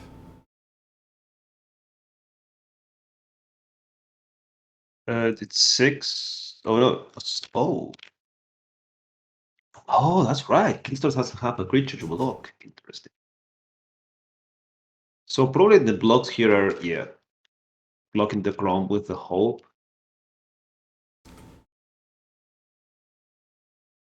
Oh no. Oh, this is interesting. So Killstars has Chris' hand in his. Yes, sorry. Killstars has Chris' life in his hand. Now that basically Chris at 4. Any bounce for the Hope or Cass, and Chris dead.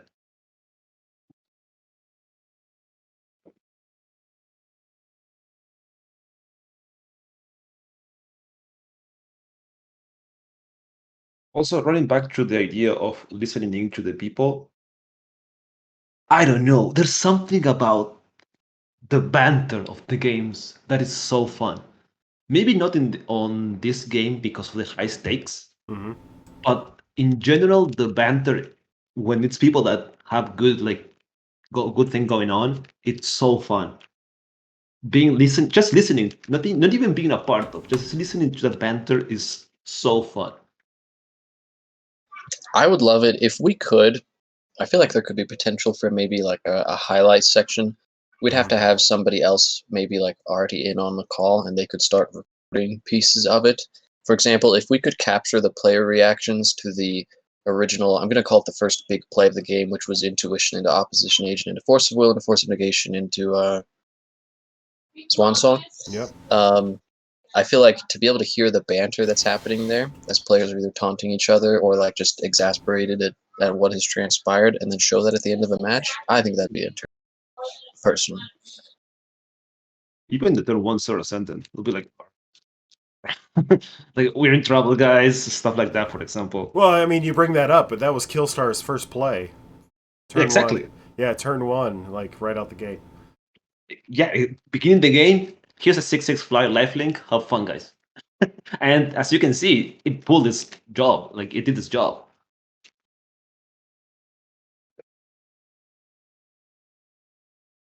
Hey, Talisman.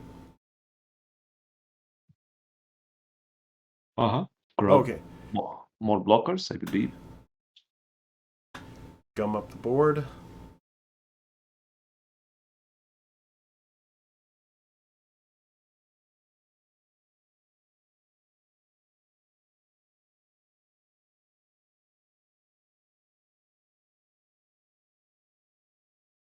It's a good play because he's at 10, and that mana crypt can actually kill Monroe.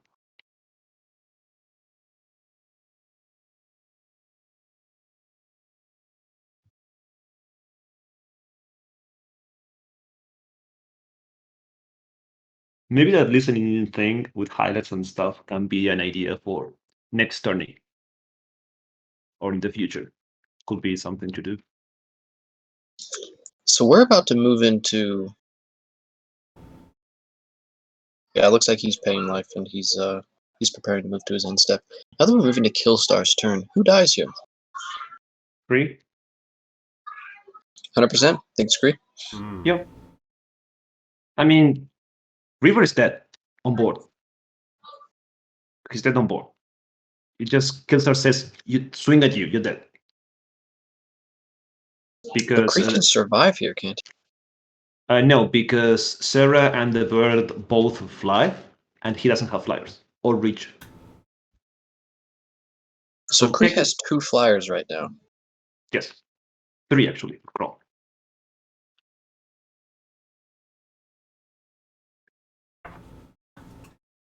I don't think River's gonna die because having 5 mana open. Well, sorry, that's 5, 6, 7 mana open. I don't think River's gonna die with a full grip, but at least the threat's gonna be there.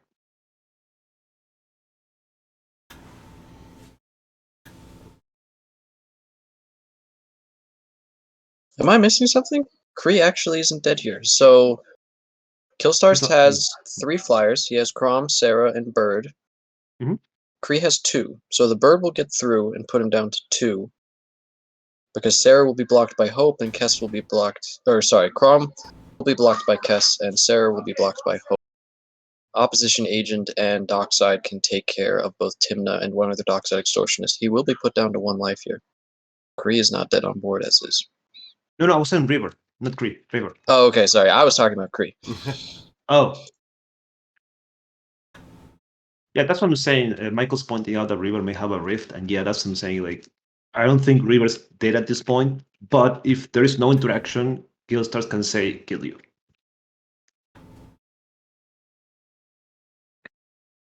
But Killstars need one interaction, any bounce to kill Kree, to get rid of either of the flyers, then Kree can die.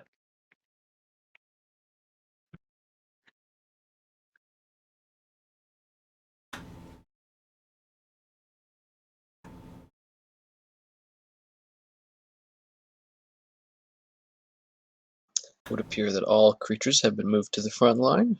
Can we imagine what's going to happen? D-Day, gentlemen. D-Day. Into the red zone! Yep. But right. I mean, like both of you are talking like highly relevant, extremely pertinent. Like who dies? Like, Because if River dies here, it unlocks his Timna. And he'll be able to activate Timna because it's not an on-combat thing. It's a trigger that'll happen during his second main phase. But that allows Kree to live for another turn, who is still sitting with a full grip and has been kind of just waiting patiently. mhm. So I'm really curious to see what will happen here. Well, Killstars put together the River Kill set of the Bird and the Seraph.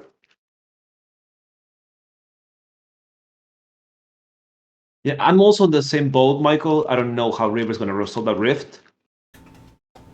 But hey, if he does it, I'll be really surprised, and kudos to River. Okay, here we go.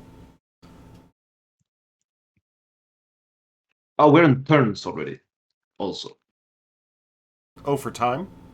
Yes, time has been called. So this means that this is turn 1, so Killstars gets 2 turns, I believe. Killstars and Kree both get 2 turns.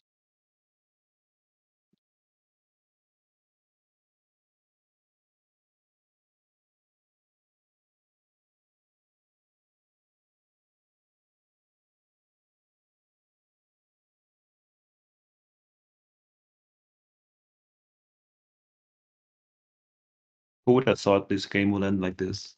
We'll get to this point where Killstar's gonna kill someone with combat damage.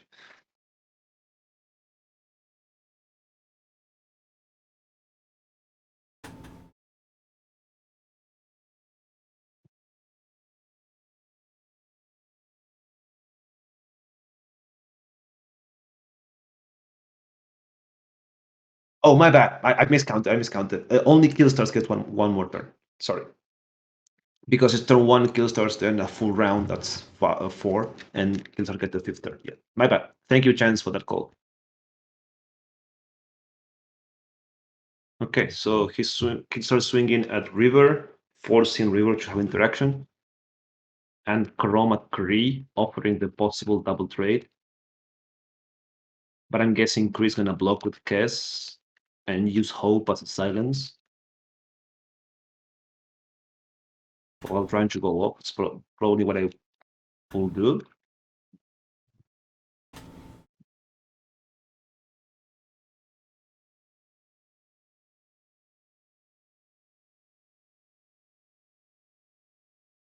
You could probably swing both dog sides at Dan Monroe for another card draw. If for some reason this killing River succeeds.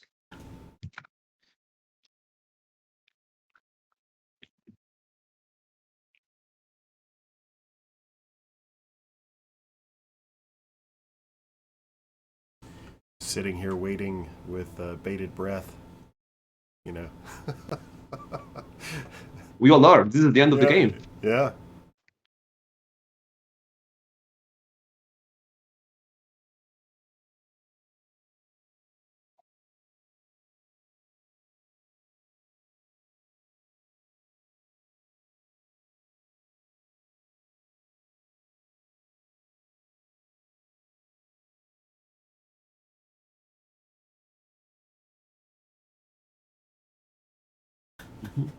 So Kree decides to block with Kess. And River with Alright, River, show us the interaction.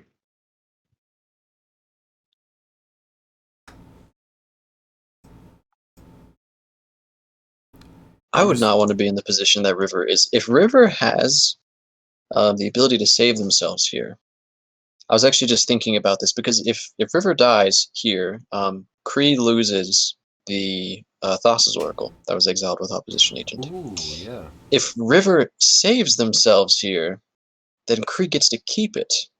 And as we've already seen, Kree chose to trade Kessin, and so he keeps Hope of Grapper.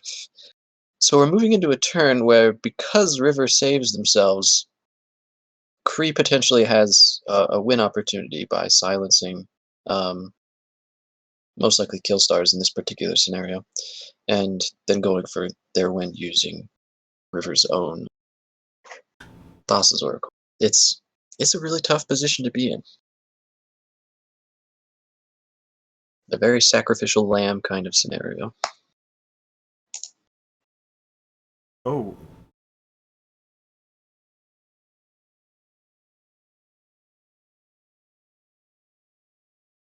Okay. All right, so that is that. So River did not have the save. We have lost Thassa's Oracle, and I think that puts Killstars in a very commanding position. Man down, guys. Man down. We have our first death of the day.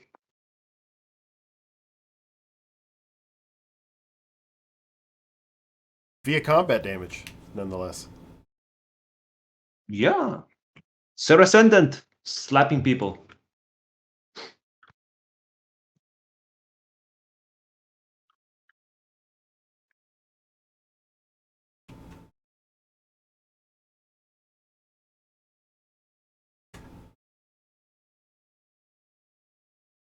Ha.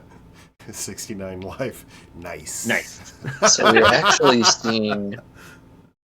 seeing a Notion Thief here in response to the Timely trigger in Killstar's second main phase.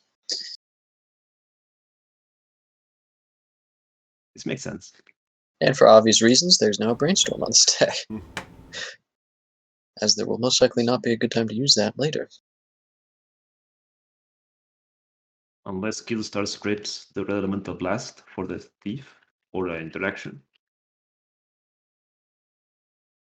It's very entertaining that I would consider Timnachrom to be a combination of some of the best possible card advantage engines available in cEDH. Only that, to be honest, in this particular match, almost none of those engines have actually been able to employ themselves because of either a Hull Breacher, now a Notion Thief. Like, everybody here is just, they're dying to get their triggers to resolve so that they can fill their hands up. But they're always Even stopped Oppo at Agent. something. Yeah, even Oppo Oppo Agent. Agent. It's cool to see how much Commander Legends has influenced our format.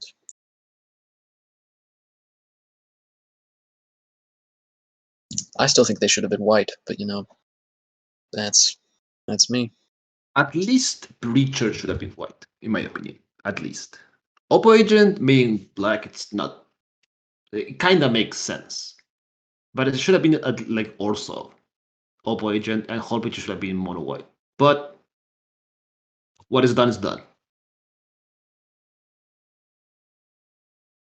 I don't think we've ever in the history of Magic seen an errata to a card's converted mana cost or colors.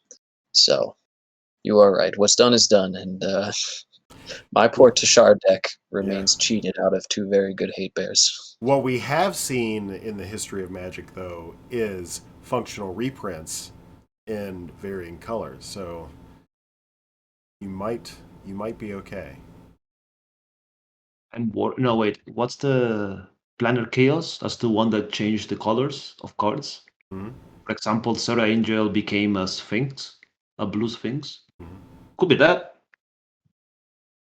They ban Hull Breacher and Oppo Agent and make the real good cards. They make them white. Hull Breacher should be red and green. That would be a color bend for sure. My Rurik Thar stacks would love it. That'll make it balanced. Instead of drawing a card, you take 1 damage. Oh, Don't make treasures. oh. Spicy. Or whenever a player sacrifices an artifact, that player gets dealt 1 damage. Something to that. Mayhem Devil. Yeah. That already exists. We call him Tony Montana. Yeah. In case people missed the memes from yesterday, that's a meme of Mayhem Devil with Oxide playing Tony Montana and just shooting everyone.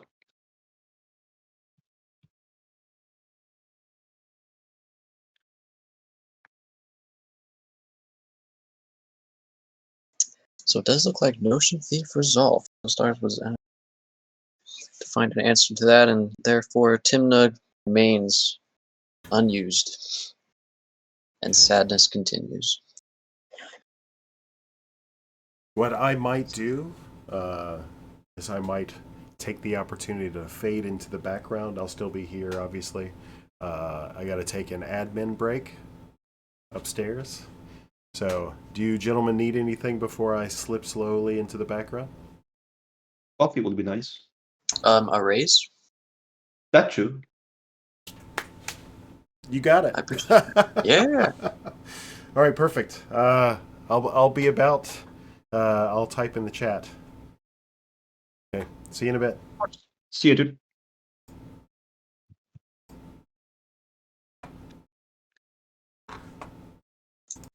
And then there were 2. And Go ahead. So, who do you think Killstar kills next? Because there's 2 Notion Thieves in play. There's a Hope that actually can swing at Killstars in case Kree wants. I would most definitely have my eyes on Kree, for the sole purpose that Dan Monroe is currently stuck under necropotence. I don't use that term very often, but when you are down to as little life as Dan Monroe has, necropotence does start to turn into a stacks piece against yourself. There is actually a term for this, and it's called a necrolock. Yeah. When Necro was actually part of a standard deck way back in the day, the deck was basically necropotence and then trying to drain with, I think it was drain life or corrupt or something like that, that drain multiple life from your opponent. They kill you that way. Basically a mono black control deck. But yeah, he's necrolocked. Notion Thief at least lets him work around that, but Kree's own Notion Thief also stopped him. So I don't think Monroe is a good position, personally. I'm also wondering if Monroe has noticed that his heuristic study is back online. I actually don't think I saw Killstars pay for heuristic study underneath that brainstorm. Yeah, I'm only seeing the 1 command tower that was ever tapped. So there's 2 Notion Thieves, so I don't think Monroe at any moment in time is going to be activating that heuristic study. I think. I don't remember how those layers work. But hey, he will have a tinted back from Kree. So it's a replacement effect, and the person who is owning the effect that is getting affected will get to choose which of the replacement applies. But if the draw is coming from Monroe, then it would go to Kree. If it was Killstars, on the other hand, they will get to pick where this ends up going. So basically, if Kree and Monroe have their own Ocean Thief, they cancel each other. They be like, okay, I just draw so normal. But if it's Killstars, then Killstars decides who it is. Yeah, I remember this. It doesn't happen often, though.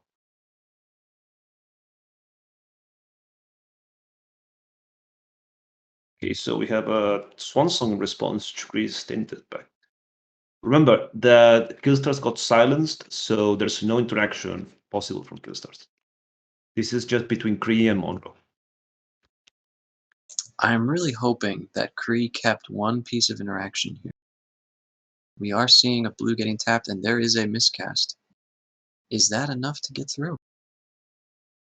Yes, because Monroe Martial arts cannot. cannot. Yep, exactly. Cannot be activated, and only Ancient Tomb could be as open mana. Yep.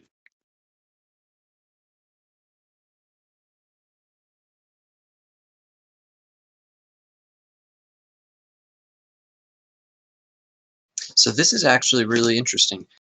By casting that Notion Thief, Kree made it impossible for Monroe to make more Smothering Tithe treasures. If he had been able to make more Smothering Tithe treasures, he would have had the mana to actually pay for miscast.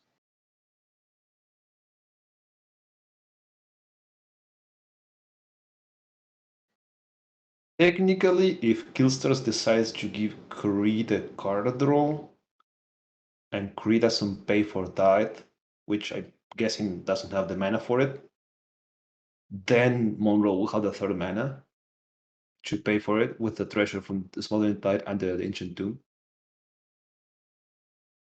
But it has to be, the card draw has to go to Kree. Right? Yes, because they cancel each other. Yes, yes. The affected player will get to pick, yeah, where it goes.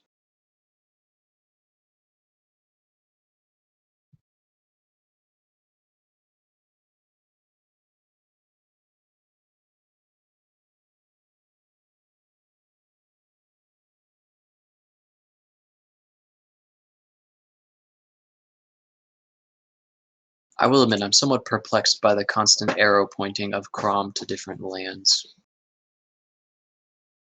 I'm guessing they're just discussing how to give Monroe the mana. It would be hilarious if Kree gets a card draw and it turns out to be Metal Misstep.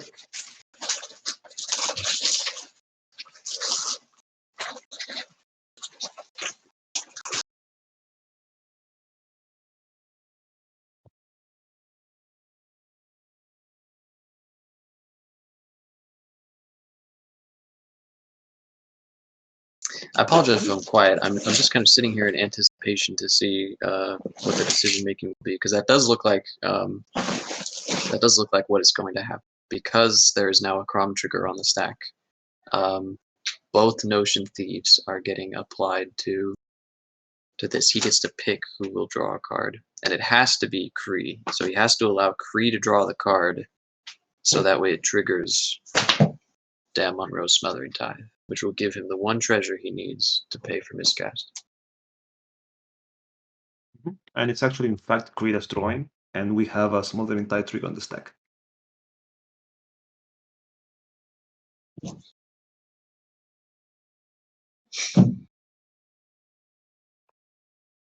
trying to think.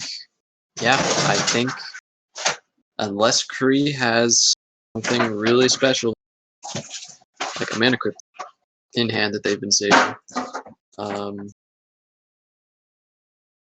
does feel like they have been had. We'll see what happens. But this is the turn. This is the big one.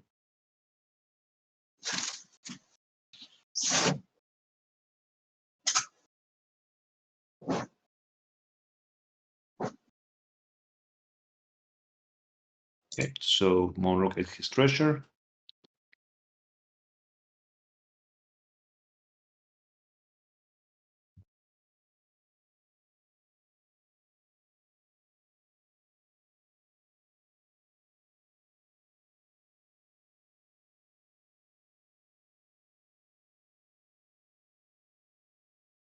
And pays for the miscast.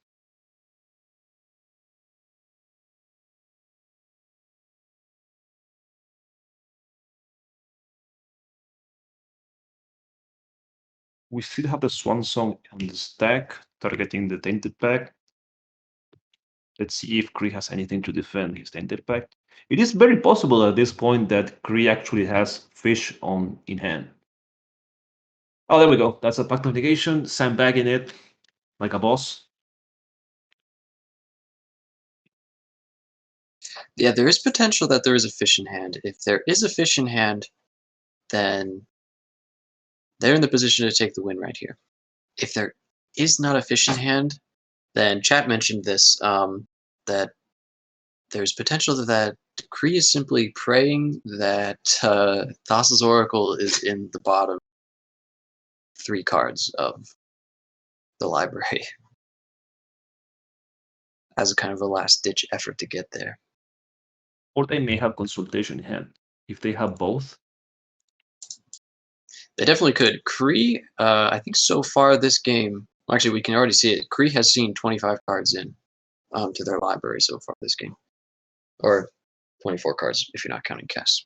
So they have seen a lot. The game has gone a long time. There has not been much hand interaction except for a single time twister. So you are right. There is a very likely possibility that their hand of 5 cards has sculpted a good and ready outlet for this. it's around 25%, more like 30, thanks to the time twister. That's a possibility. Around that, I don't know the numbers. I really don't want to run the numbers. It's too complicated for this moment. But it's a very possible chance that they do have both consultation and data back. Yeah, I kind of hope they do, because it would be a very exciting, like, edge gripping, don't die by combat damage end to the match, especially now that we're at turns. My only doubt is okay. First of all, we're seeing the casting of a Talisman of Dominance. The flipping with take the pack to resolve. Oh, they're flipping it. Okay, my bad. Yeah. No, you're good. You're good. My only doubt is that I actually saw Kree asking in Rules chat whether or not Fish goes away when River dies, and after that was confirmed, Kree seemed rather sad. So there is a sad possibility that could be the end for them. I'm trying to think, if Oracle is not in hand, where do you think they would stop at here? If Oracle is not in hand, it all depends on what's the rest of the hand. Oh, okay, wait. So a Phantasmal Image has been. Is there enough artifacts to warrant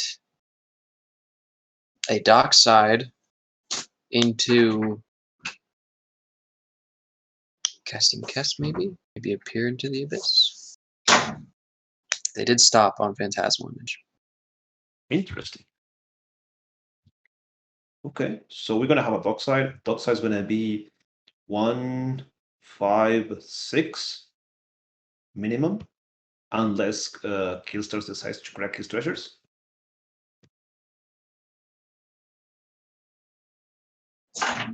This game is so stacked, it time walked me to dinner prep. Well, at least you have some quality entertainment for you while you're doing dinner prep. Chance. So Killstars did choose to crack his treasures. Mm-hmm. So he will only be getting 1, 2, 3, 4, 5, 6. Yeah. So we are looking at a 6 treasures extortionist. Reach, maybe. Breach here would be fantastic. You can breach Tainted Pact for fish, and then Tainted Pact again for the kill. Because you have 7 cards, so you nuke 3, you go to 4, so you can recast it. 2 mana is getting tapped? No, this is more. Oh, you're recasting Kess? Kess is 6, my friend.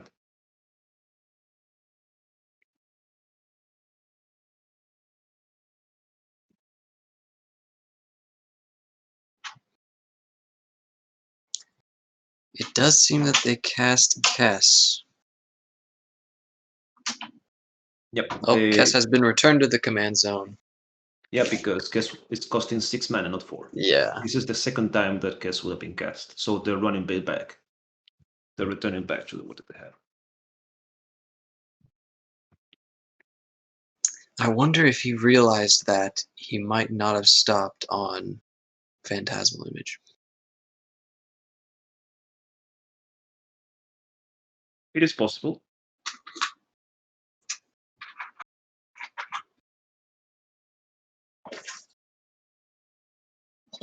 Oh, And there's okay. the Underworld Breach. Okay. So let's take a look at this library. Other than Tainted Pact, what are we working with? Do you need anything else? I don't think they particularly need anything else, but they have exactly 6 other cards in their library than Tainted Pact. That is a near perfect scenario. And even then, 6 treasures. It's like it was already Predestined. Yeah. 3 cards have been exiled, and Tainted Pact has been cast.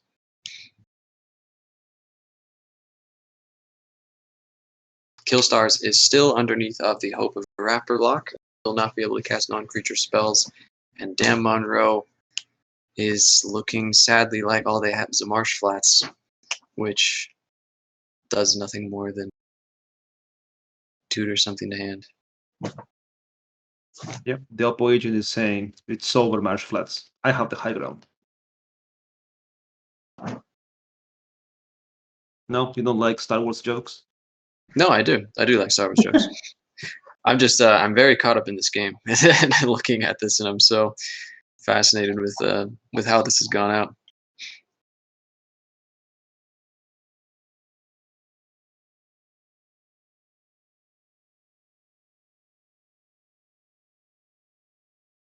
So why did Kree go to 2 cards in graveyard?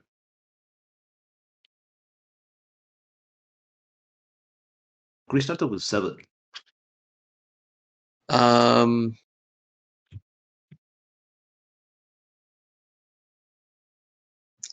actually do not know.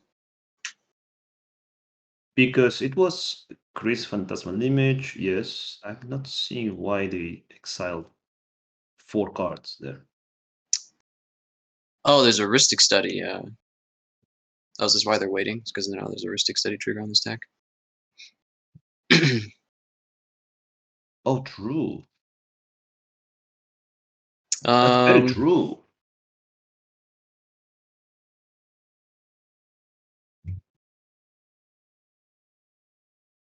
So there may still be a chance of them getting Force of Will or Force Negation. I know that Monroe. Oh, that Monroe already played the Exile of Force of Will for Force of Negation early in the game. So basically, the option is to get Force of Negation again.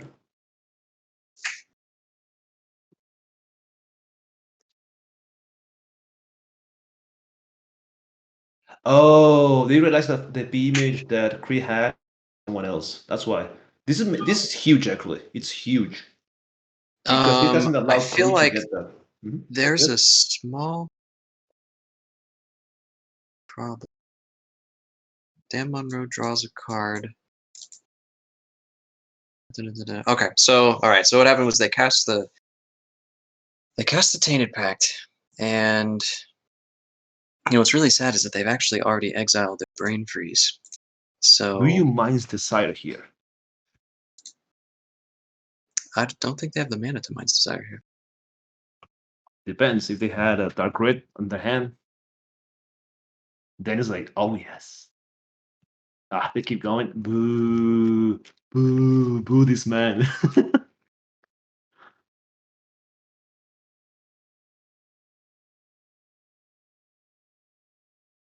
That's fish.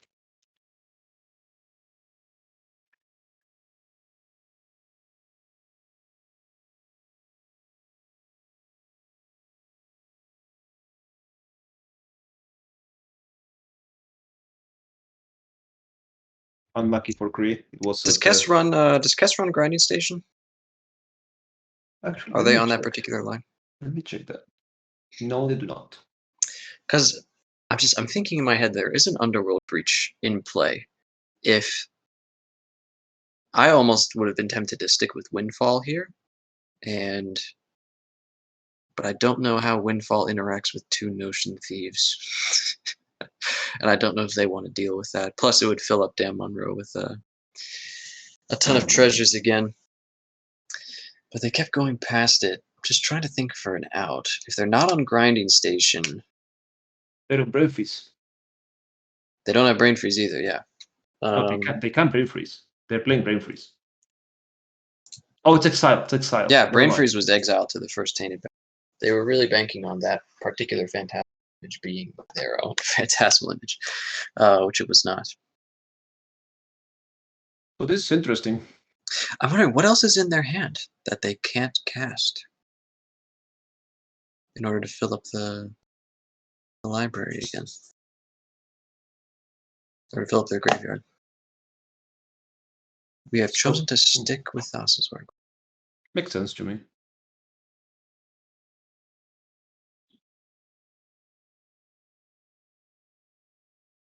I mean, this is your last turn, so you have to make it count. Okay, so we have that Chrome trigger was already triggered a long time ago.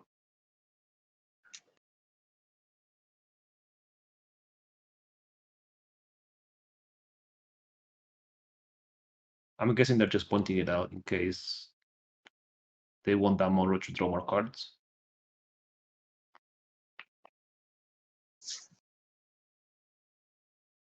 Okay, Freak, tell me what's the line. Consultation here. No! No way! No way! I called it. No way!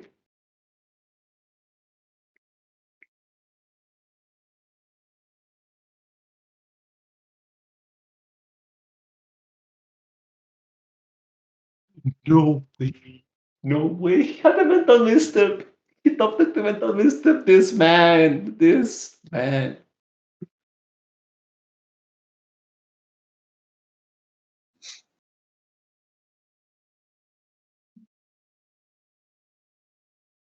Why sack the graveyard? I think that they've actually been.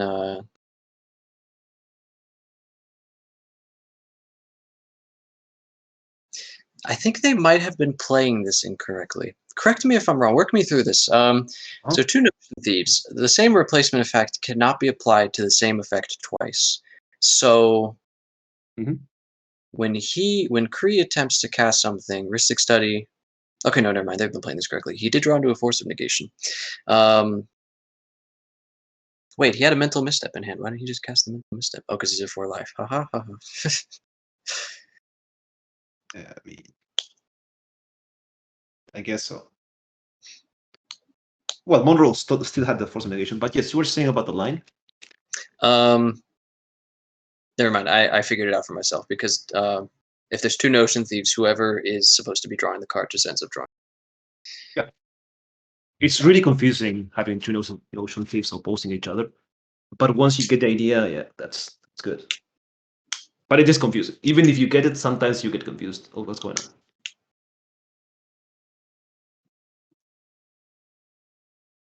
So here's the deal. Kree is out of resources. He's done with resources.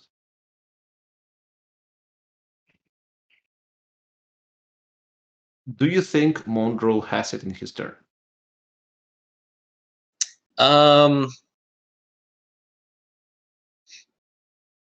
I'm gonna say no.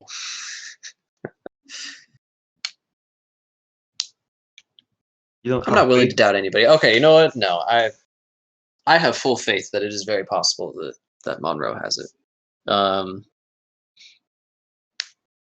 I would just be very surprised. Oh no, it goes to 1. That's why they couldn't pay with the mental misstep. I did say about the Mana Crypt before. Yep, they did end up getting hit by the Mana Crypt. Well, he can commit honorable Sudoku by cracking the martial arts now.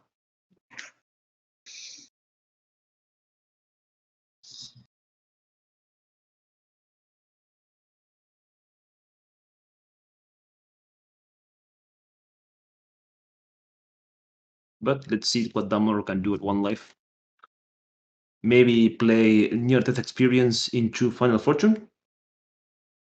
It is in his colors, so... There's always a hope that maybe that swap was made. Out of nowhere, just for this specific game.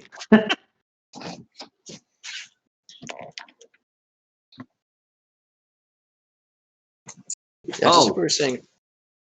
What we see. Monroe's playing their own fish. Yes, sorry, listening. So let's see. We are choosing to give Cree cards now. But Well, yeah. Why would you give it to Monroe? Chris tapped out. No mana. And Killstars doesn't need to play anything. He just says, swing at you two, die.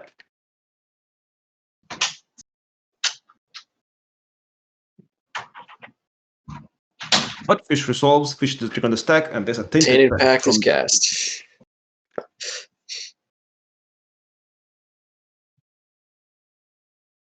Fish trigger 2, number 2, Electric Boogaloo.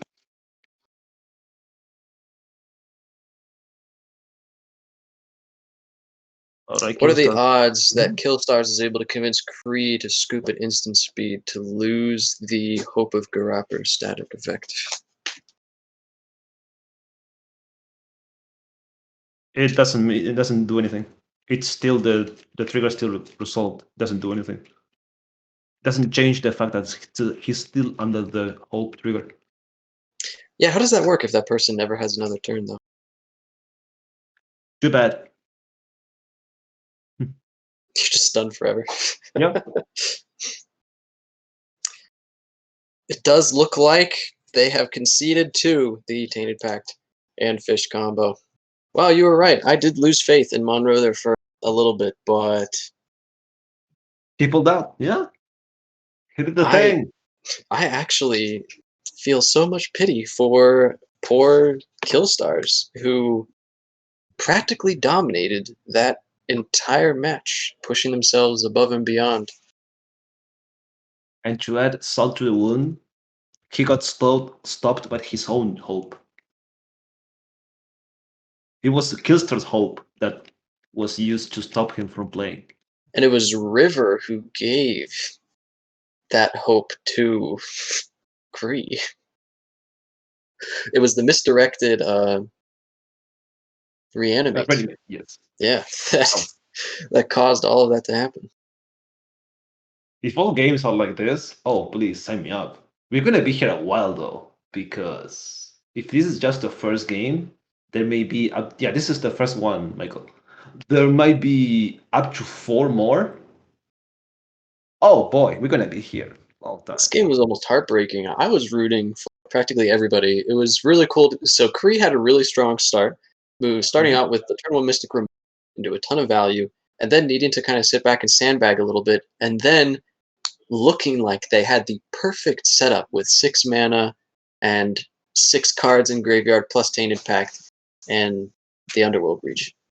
That looks so magical, and like that would have been a really cool ending to it. Him being driven down to 3 life, losing his advantage in the mid game, and then being able to come back for the win.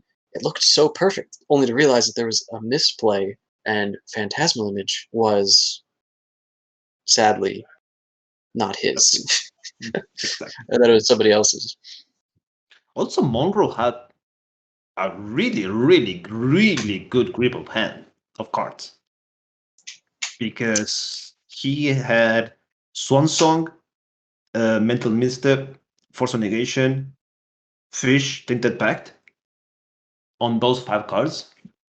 So at that point, Monroe was just waiting to say, okay, I'm going to tap and win. So that was pretty crazy. Especially considering that Monroe was behind, what, like 80% of the game? He was in the back foot. Damn. Kinda Yeah, want actually, to. I don't think they ever had the upper hand at any time during the game. I believe their opening turn was to feed a fish by playing the Exotic Orchard and a Mana Crypt, and then they just kind of sat there for the rest of the match. I'd be really interested to know when they drew into Tainted Pact and Thassa's Oracle, and then decided to just sit on that and say, I will wait until the game is completely in shambles before pulling the trigger. And it's funny to see how I almost feel like he might have been ignored by the majority of the table because of the statuses that he was in. True. Using politicking to the finest. Just, please, guys, I have nothing. Don't hit me. Ha! Yeah, I'd be Now really I got curious you. if that came up where maybe he drew a card and was just like, oh wow, I'm out of this game, and then he passed the turn, and everybody's like, oh okay, a little bit of pity, and they leave him alone. They don't consider him to just be that free Yes and kill. no, because Killstars did swing at him multiple times. Here's something really funny though. You mentioned that Killstars had an opportunity to swing at him with 2 Dockside Extortionists, just to get that one more damage in and get an extra Tymna trigger. It's funny that if he had chosen to do that, if Killstars had chosen to swing in just to get that extra Tymna trigger and get that 1 damage onto Monroe, Killstars would have won. Because the Mana Crypt trigger on Monroe's turn brought him down to 1 life. It was that 1 life difference that Killstars chose not to go for that lost the match. Who would have thought just 1 damage would have made the difference? Also, I don't 1 think extra he card. thought that. Every single decision, every single decision led to this match being just a huge clash of giants, so to speak. I love it. I love it. It's the smallest of plays that you don't consider. Those are the ones that sometimes give you the game. In this case, like maybe Killstar didn't see the line of going with the 2 Docksides at Monroe, because it's such a narrow thing. If you don't notice, it's completely fine. It happens. It's a thing that, looking back, you realize how small it will be and the impact it would have done. Exactly. And it does seem we are kicking up game 2. They have reshuffled and they are looking for their opening hits. I'll be right back. I'm gonna get a coffee. Be By all means. back in a few seconds. Can you hold the fort? Sure. Awesome. Be right back.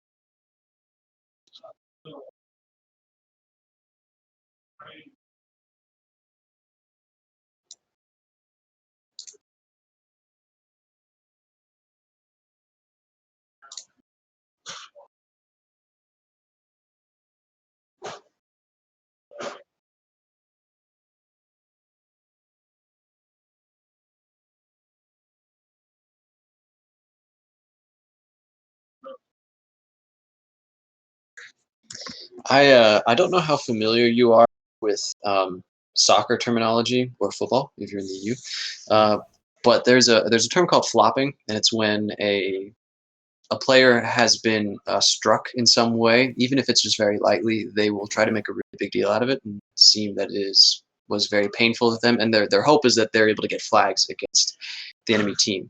Mm-hmm. There is a player in my local meta back home, at least in my kitchen table CEDH games that we do. He is probably the greatest player I've ever played against. If he was more active on Discord, I'm sure that he'd even be here amongst the legends. But his I want to call it his favorite thing to do, but he is very good at flopping. And CDH players, we do it a lot, where as soon as we start to fall behind a teeny tiny bit, we start to give off this kind of this attitude of like, oh dang, I'm out of the game. Just ignore me. Like, I'm just praying for another land here so that I can actually play Magic. And he does it a lot, and so it's a pity we didn't get to hear the chat between these 4 players, because I would have loved to hear if there was some of that going on, where maybe from both Kree and from Monroe and River May Cry, as they're all trying to convince Killstars not to take them out of the game. Meanwhile, all of them are sitting on some kind of win. Kree, on their last turn, had access to Tainted Pact and a Demonic Consultation in hand. And then obviously Monroe taking the Tainted Pact and the Thassasaur. It's a part of CDH, but I'm definitely going to start calling it thing. And I Well, really want to know if that happened. it's kind of I don't want to say a byproduct or a fallacy, or I think you can kind of see the vein of like thinking that I'm trying to the avenue I'm trying to go down, like the efficiency of the Thoracle combo allows for any person to show up at any opportune moment. So where we would have normally thought Monroe would have been down and out, just who would have thought having 3 open mana and 2 cards would win you the game, you know? Hey, speaking of which, we're beginning. Killstars leads off with a Mana Confluence and a Mana Vault. Almost a response in kind by Kree. You gave me a heart attack when you said, like, speaking of, you just mentioned 3 mana and 2 cards to win the game. And you said, speaking of, and I was like, wait a sec, because I looked away for a moment and I was like, is the game over? Did someone pull into the turn 1 win? That would be amazing, wouldn't it? Okay, turn 1, Ristic Study by River. That may also mean a turn 1 win. Slower, but it's really good at Ristic Study on turn 1, guys. Yeah. So yeah, like a tempo play, right? So it's pretty backbreaking. I would not surprise me to see River having a grip of 10 cards in his next turn. Soul Ring, obviously not paying for the study. Yeah, there's a skill amongst CDH players of being able to look at an opening hand and deciding kind of the ups and downs of keeping something. Something like an Ancient Tomb into a Lotus Petal makes it look like they don't have a lot of colored mana to work with. You would hope that they do, but they did get the turn 1 Ristic Study. And so now it's just to wait and see whether or not it pays off. We have our 3rd Mana Vault of the game coming down. It seems Dockside is no longer in favor. And now Mana Vault is the new go-to. Nice. Okay, now that Ernesto is back with his coffee, I will and fade. It's delicious. I will fade back into the great beyond. I will be here at your side, gentlemen, in spirit. If you want to stay here, I don't mind. Like the more people here, the better. You know, the more the merrier. Okay. Well, I can do that. Just It's up to you, dude. I'm just hanging out with my. While you were gone, I was showing my blankie off to the stream. It's a little cold in my basement, so. I wish I had a streaming basement or something like that. That would be cool. I just have a small office. My second bedroom, I use it as a small office. Nice. I built myself an 8-foot gaming table, which I used to broadcast 4-man players, with an overhead camera, and then COVID happened. So cool. I updated my computer system, got myself a 3-monitor stand. So if you see me looking over in this direction here, it's because I have 1 monitor, 2 monitor, 3 monitors all set up, and I can manipulate this around to look down at the table and all that stuff for when we get back to real life. So I'd be soon. You never know. Well, I've built up such a digital presence.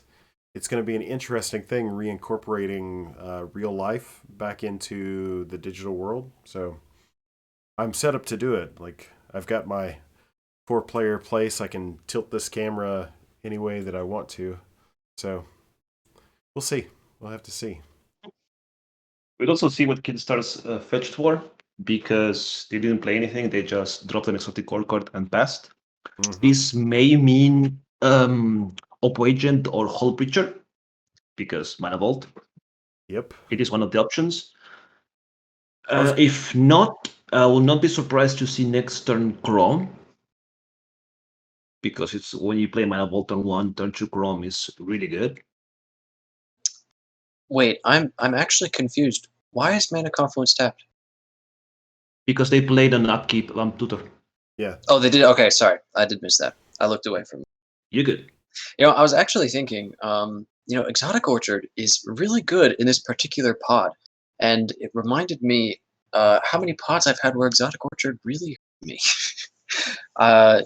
In games of more blind CDH, just kind of jumping into a Discord, you're looking for people and you get to it. I've actually had games where I've looked around and realized that I was maybe playing against, like, I don't know, Urza or Yisan, something, and I didn't have access to the colors I needed via Exotic Orchard, and that I was actually stuck under. But when you're here in an intense tournament setting, and the best decks have been grinded to the top, and all three of them are Timna Crom, Exotic Orchard feels really good. It's a very good card. It is really good. Also, one little known fact about Exotic Orchard is in case anyone plays, for example, the Gemstone Caverns, even this is specifically without the luck counter, how Exotic Orchard reads, it still adds any color because Gemstone Caverns could add rainbow. It's a straight wording. It happens really rarely, but sometimes you may think like, oh, I need 5 colors. Someone dropped the Gemstone Caverns with no counters. Hey, I still get my 5 mana from my Exotic Orchard. So, to whoever is listening, keep that in mind next time you play Exotic Orchard or considering adding it to your deck. Because it is an underrated card and it has no color identity, so you can play it in any color. So River is sitting at a grip of 9, 1 card draw from the Rhystic Study off of the Vampiric Tutor. Still only seated with an Ancient Tomb, but you would hope that with a grip of 9, that something would come out of that. I'm pretty sure nothing more happened from Killstars and Kree because of Rhystic Study.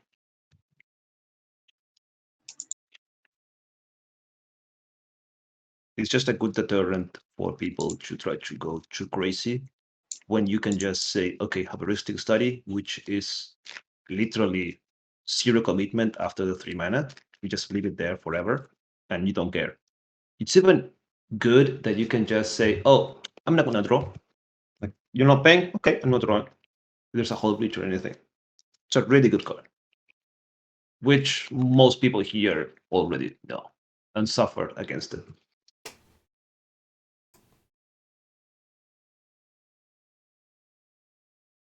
Okay, so Underground Sea, tapping Tomb. Oh, TT. Okay. Still a colorless floating from River.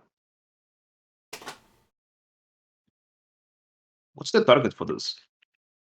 What would you say is the target? Dockside?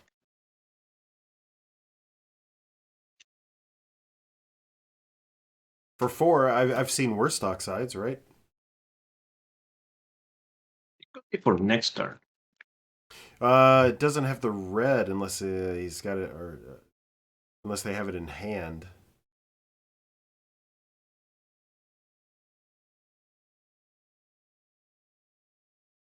Could be for Soul Ring. Could, because they still have the colorless from the crypt. Yeah, that's actually what I was thinking initially because you said 1 colorless floating. I guess Strange looks for running Gemstone Mine. Yeah, Gemstone Mine is kind of like, it's kind of So in Silas Roger, right, Gemstone Mine is great because you don't anticipate. Like when you need the mana, immediately. So having a 3-turn clock on a land, you don't really care about that. It also feeds your Gemstone. Your Underworld Bridge. Could be. Yep. Yeah, exactly. Like, yeah. Ooh. So lets the colorless burn. And discards an island because 8 cards in hand.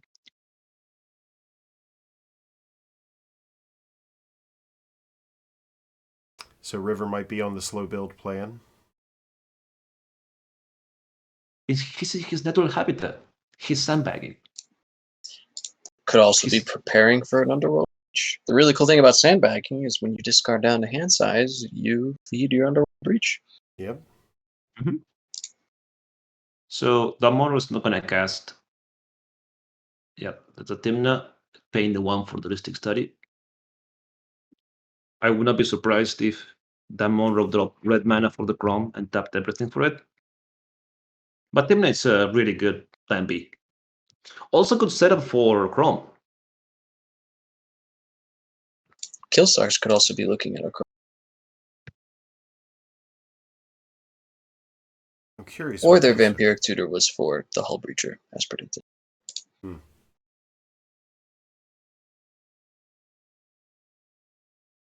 Probably it's going to be Chrome with some one-man interaction to protect it. And slapping River. Maybe. But no, this is one There's colorless Dockside. and one... Oh, Dockside. There we go. So 1, 2, 3, 4.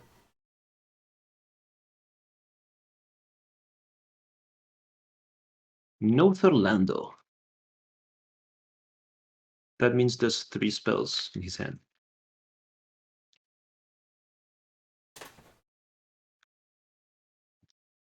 Doesn't pay the 1 for Ristic Study, so River draws a card. So how many Dockside extortionists are going to show up in this game? I hope less. I hope 1 only. What was the count for last game? Something like 7?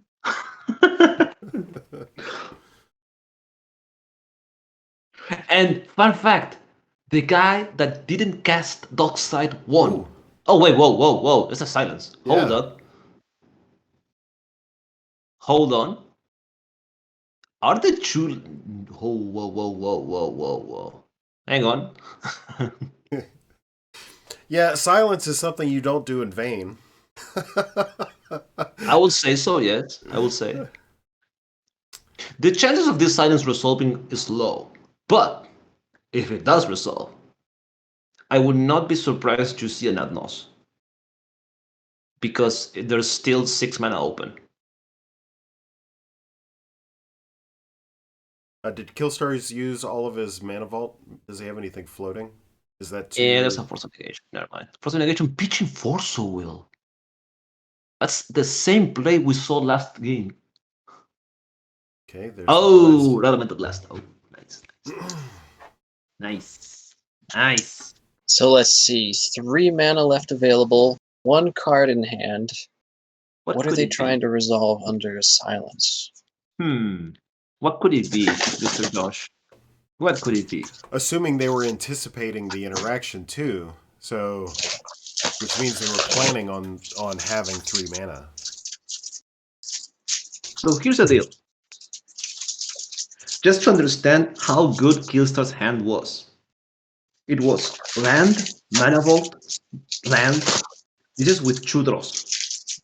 Or 3 draws. Vamp Tutor for the Adnos, Dockside. Here's the Dispel. The Red Elemental Blast. Yeah, this is crazy. And he went to 5, I think. That's a really good hand for Killstars. Really good.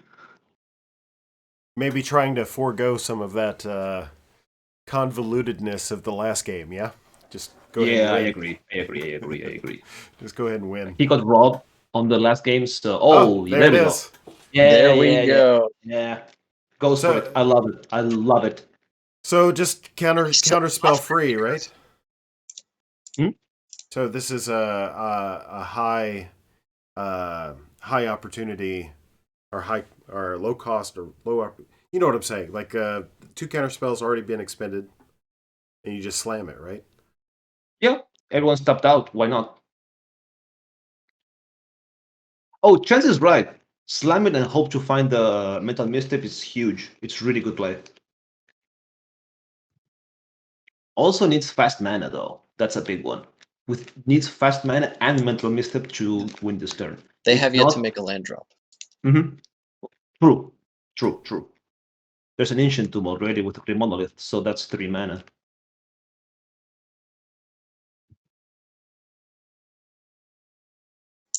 There we see the legendary Seraph Ascendant. Final Fortune would be interesting. Final Fortune, still no way to cast it yet.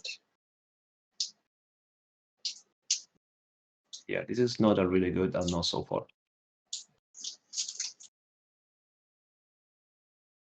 Ouch. How Let far me stop does... here and say, okay, this is a setup at NOS. It's not gonna win me the game. Oh, Oh, so oh, if he managed to get to that snap to resolve for the dog side, oh boy. one more Tainted for Pact. Pact. Still no colored mana. He'll only have 1 mana available after this. Needs a battle, Mox Diamond. So either 2 colorless from the tomb or a land, a regular land, City of Brass or something like that. So one No. color. It needs color to cast the snap. So there's Tainted Pact and Fish. Okay. But still needs color mana to get the snap going.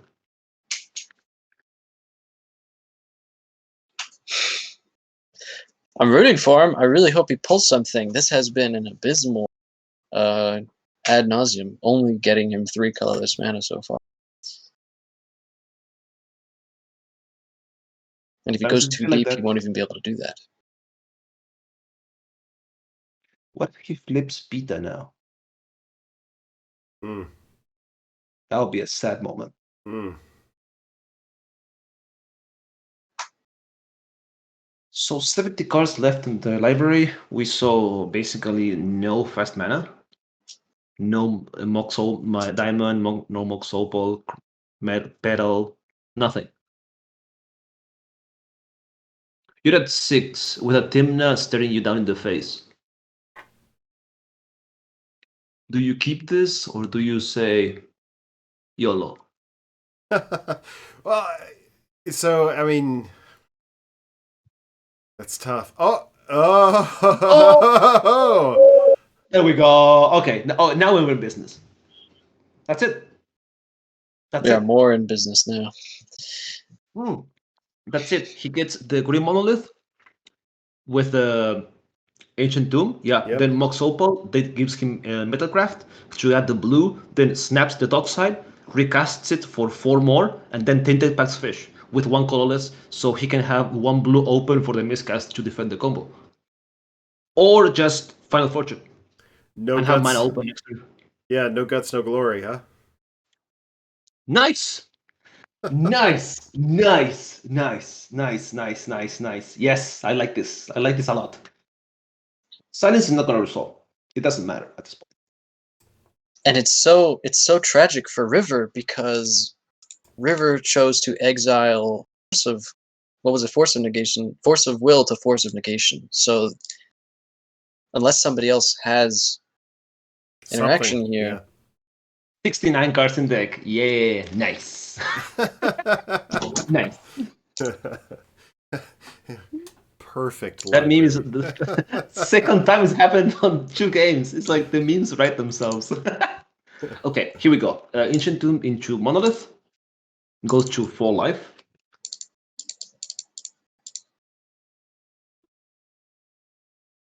If this resolves, well, this is not the card to stop anyway. The card to stop is Snap.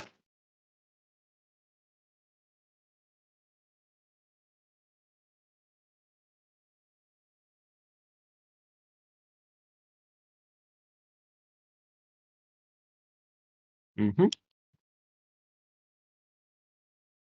We were saying how bad that NOS was until we saw the Mox Opal. Well, and then it was the It pausing. changed. Yeah, it was everything changed when the Dockside Nation attacked. Yeah, it was the pausing. What they paused and then flipped the opal and then flipped the pact and then flipped the fish. It was pretty good. One for the ages. Good enough. Yeah.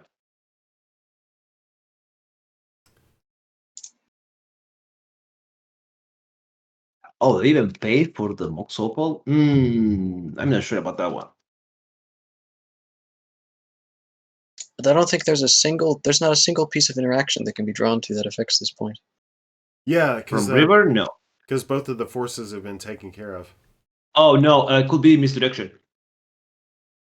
Because Kistars has to cast a Snap into Dockside to get the mana he needs for the fish and the That's fair. Whatchamacallit.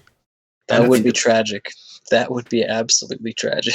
But don't you have to exile? Don't you have to exile a blue card for misdirection? Yes. And Yeah, but River has 11 cards in hand. Well, 12 with this. Because I'm pretty sure Hilter's not going to be paying for that study. Okay. And people are pointing out that it can be Pact Negation and also Mindbreak Trap. Killstars is not out of game. It's Monroe with one game in this spot. This is the second game. You good.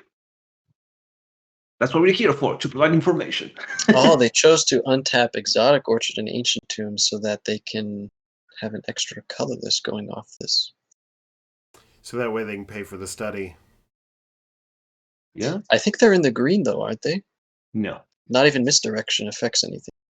Oh, yeah. Not at this point. At this point, no. Once Snap resolved, then yes, there's no misdirection that can be worked now.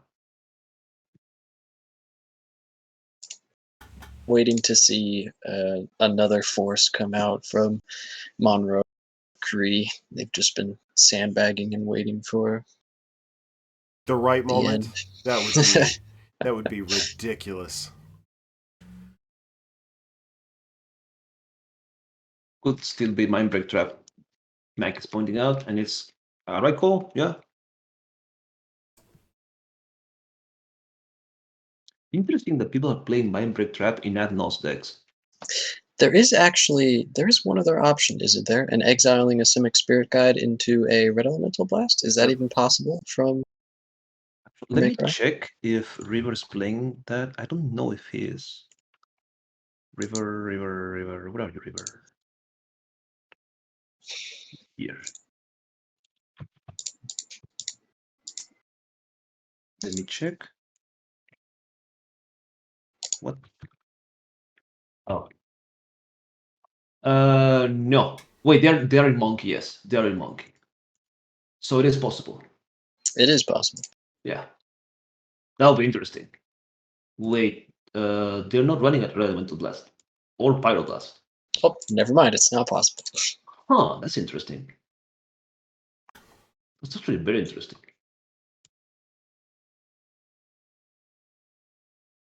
Okay. All I right, think both pieces are on the stack. First stick study triggers have resolved.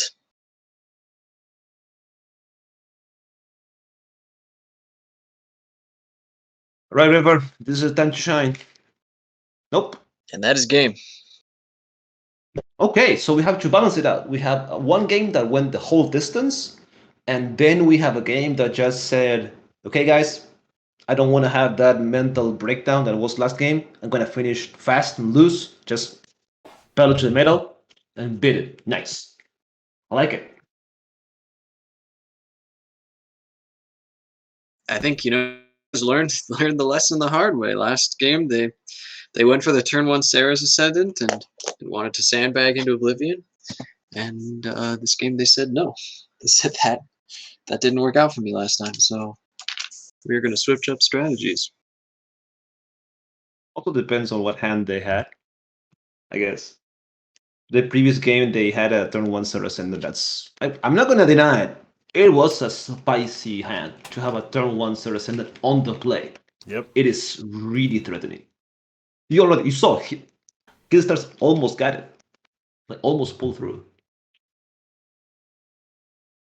So we're going to have a 7-minute break while the players just rest their minds. Mm-hmm. I don't blame them after this is 2 hours, 3 hours of playing. Everyone needs their own. It has been 3 hours. You know, Ernesto, when I'm with you, the time just melts away.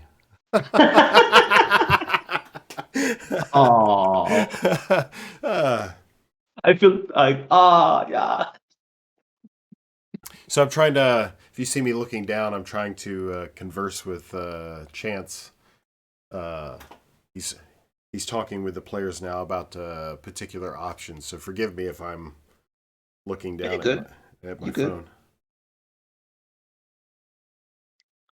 We kind of all have that moment that we have fun to discuss like what's going on, all that stuff. I would like to have people like players jump in at this time if they want to, just to discuss stuff. But I'm guessing at this point they just want to like regroup, Chill out. like reset their mind, yeah, for the next game and try not to think of what happened and just say, okay, just focus on the next game and go for it. Because I believe this is the what you call it, the top 4 pod, right? Yeah, these are the top 4 players currently in the standings. So So there's a possibility that we might be seeing the champion being crowned this pod. It is possible. Not for sure, but it's a possibility. well, so it's a weird. Okay, so we've been using the term ELO, but as we've discussed ad nauseum, over the course of this tournament, ELO is just a basic way to explain the point system. It's an ELO-like system.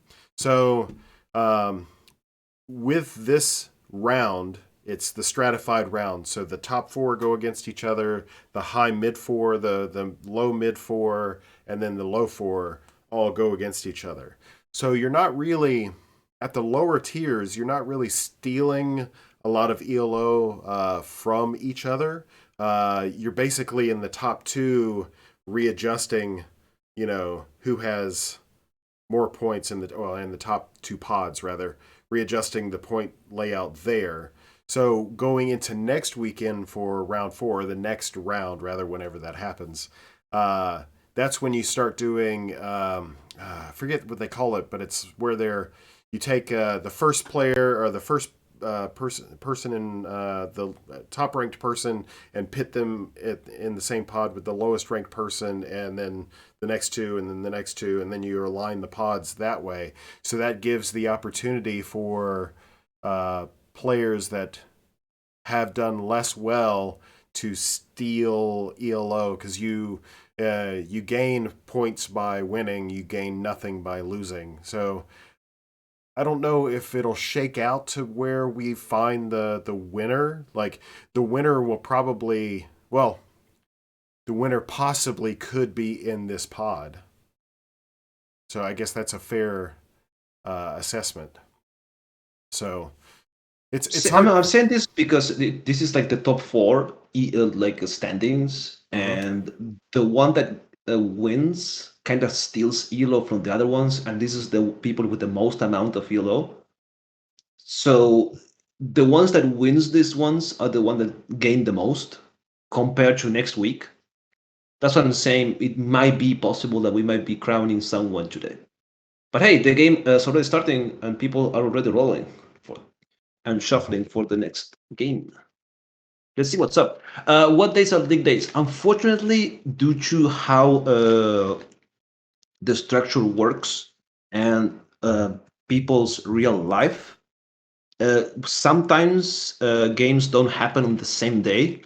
But if you stick around until the end or somewhere around that, we'll be trying to see a poll to have an idea on when it is possible to have the last day or at least some of the games in next weekend or some soon.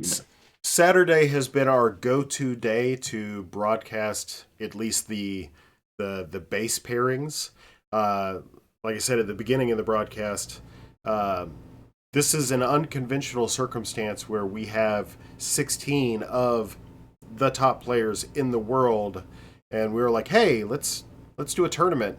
Well, it's hard to forecast that around like work schedules and all of this unknown stuff. So we try to keep it as a base day on Saturday, but then sprinkle in, if as you will, like today wasn't even supposed to happen. We were supposed to see Monroe in this pod on Monday or Wednesday. So we're fortunate to be able to see him today. The last pod will actually fire off on Wednesday of this week. So yeah, don't want to miss any live coverage. We don't want you to miss any live coverage either, David. We want you to be with us like all the time. All the time. Don't sleep. Just watch VODs. Awesome. Perma repeat. VODs. You know, like the Clockwork VODs. Orange guy. Yeah. Don't even blink. I was thinking Yes. more, because that discussion, like, it's weird how like these broadcasts become like thematic with certain discussions. Yesterday, well, I guess any broadcast day could be consumed with the meme of Dockside, right? But like yesterday was the meme of Dockside and Tony Montana. Today is being able to get into the heads of the players, which we've talked about before. I've thought more on that, not to. If it's nap time where you're at, I'm about to put you to sleep, and I'm sorry. So social theory, like there's this guy named Foucault who talks about surveillance, and he designed a prison that was the perfect prison that could be one person monitoring everybody, and it's shaped like an arc to where you have one person watching all of these people. And I know I'm going in this weird direction, but essentially what the premise of the thought experiment is that people change the way they act if there's a perception of them being surveilled. So what I've been thinking about is like we talk about all the players and how they're acting in the absence of our surveillance, of us observing them. Do you think that would change if you knew the potential for the entire world was watching you? Would that change the way that you would act or react to a circumstance, or would you not care? Oh, in my case, absolutely. Do you think I'm as funny as I am in real life? No, man, not even close. Like, it's impossible. Like, I'm not funny in my real life. It's just because it's when I talk with people, I try to be funny. Yeah. And this is just a simple example. Yeah. So, Chance, that prison arc that I was talking, it's called the Panopticon, is what it's called. So look it up. Foucault, which is a French name, Foucault.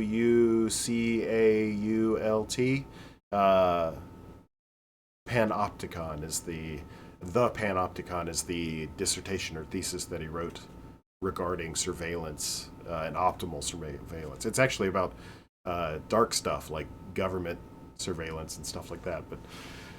But essentially the theme is like people change their habits and behaviors based on the perception of being watched. So we're watching these plays go out, but this is just an artifact of what is actually happening in the pod, a representation. So like it doesn't represent their hearts and their minds. So that's why we keep asking, like, what is in their hearts, what is in their minds. So it's fascinating stuff. Didn't expect to get a throwback to high school when I studied Foucault. Yeah. I didn't get today when I woke up. I was like, today I'm gonna have a throwback to high school with Foucault and his power dissertation. Yeah, that's not what happened. But let's go into the game and you got it. I see that River May Cry started the turn with a Morphic Pool into a fish, already starting strong on the play, and even a Mana Crypt to just throw even more salt to the wounds of others. But the other people don't seem to really care and fed the fish already twice. And I think I know why, because if you recall the last two games, game one started out with an early fish. Game two started out with a turn one study. So I feel like after going into round three, game three, they're like, you know what? We got stymied by this thing or held back by this thing in previous games. Just let it go if God wills it, right? I mean, there's still a danger to that, feeding the fish. Like River's on 6 cards. No, we all know the issue. The problem of this is that if you give River too many cards, you're gonna be drowned under the card pressure. Like, it's basically giving River a free Adnos or a free Pita. At one point, it's too many cards and you cannot compete. Mm-hmm. Also, the mana crypt early means that this fish is going to take a while. Mm-hmm. Because this is a free turn just by repaying the fish on this turn, and then next turn is going to be mana crypt. And River May Cry already also deployed another land and a talisman. This fish for sure is going to be sticking here for a long time.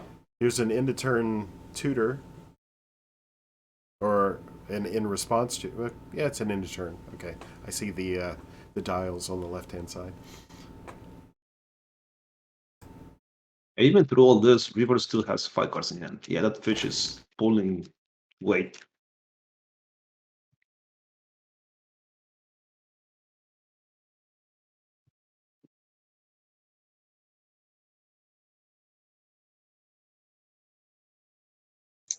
So while we wait for this... Killstar.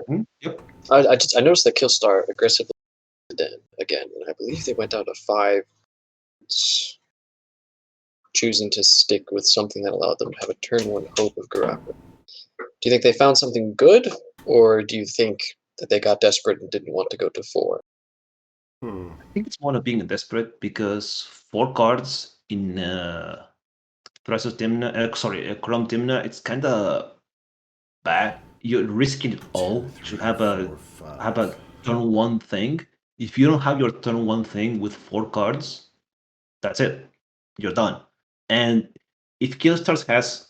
Maybe this was also influenced by the fish, that Killstars didn't want to go too crazy with his hand and decided to say, okay, I'm not going to feed the fish. I can play something. I'm going to play something, which is the hope of Jirapur. Also, another thing is that it could be, okay, I don't want to go to 4, and I have a hope turn 1, then probably a talisman or something, or maybe a dog side turn 2. Like, you don't need much more than that. So value extortionist than past, and then... I wouldn't say value. Oh, wait, from Kree, yes. And then looks like nothing Monroe from has Monroe. missed his second land drop. Yep. Well, if it turns out to be like the first game, I'm not too worried for him. He was on 1 land for, what, 5 turns or something like that? Yeah. And what I'm gathering from you more experienced CDH folks is that sandbagging is a technique, a valid technique. I wouldn't say technique. It's more like an art. One does not simply sandbag. Exactly. One does not simply sandbag. It's an art.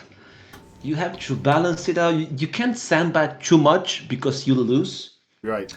And you can't sandbag too little because you lose too much resources. So it's an art. It's a very, how to say it, thin balance. You're basically dancing on the edge of a blade. If you go too far one side, you lose. If you go too far the other one, you also lose. But if you manage to get that art perfected to a razor's edge, see what I did there? Then you have the art of sandbagging mastered. And you also will be considered another River May Cry. I'm sorry I'm miming River so much. It's just that he's known for sandbagging. And he's here, so he must be good at sandbagging.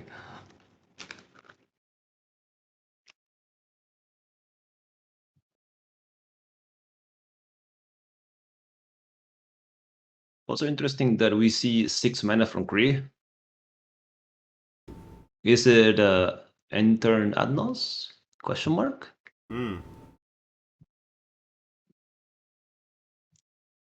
Though maybe Adnos through a fish is not the best idea.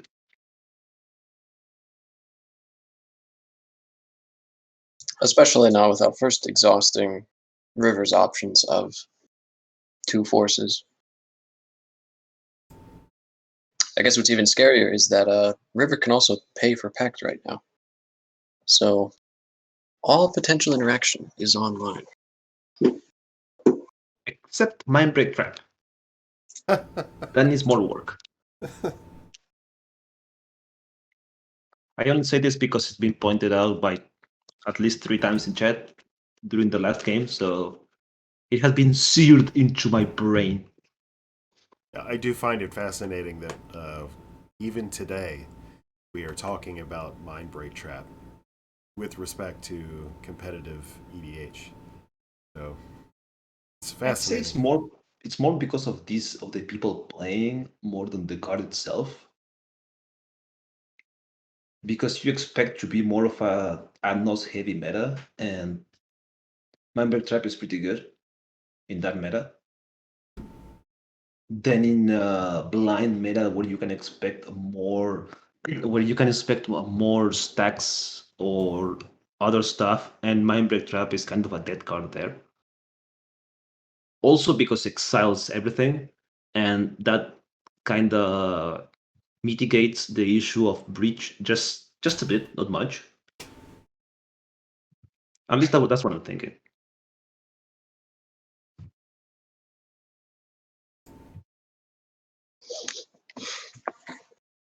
I don't know your thoughts on that, Josh.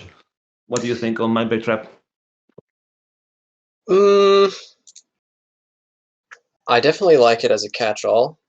I do believe the setup is a little saddening because when you have so many win cons that just won't be affected by it, for example, just casting Thassa's Oracle into Retaining Pact, Mindbreak Trap won't get turned on.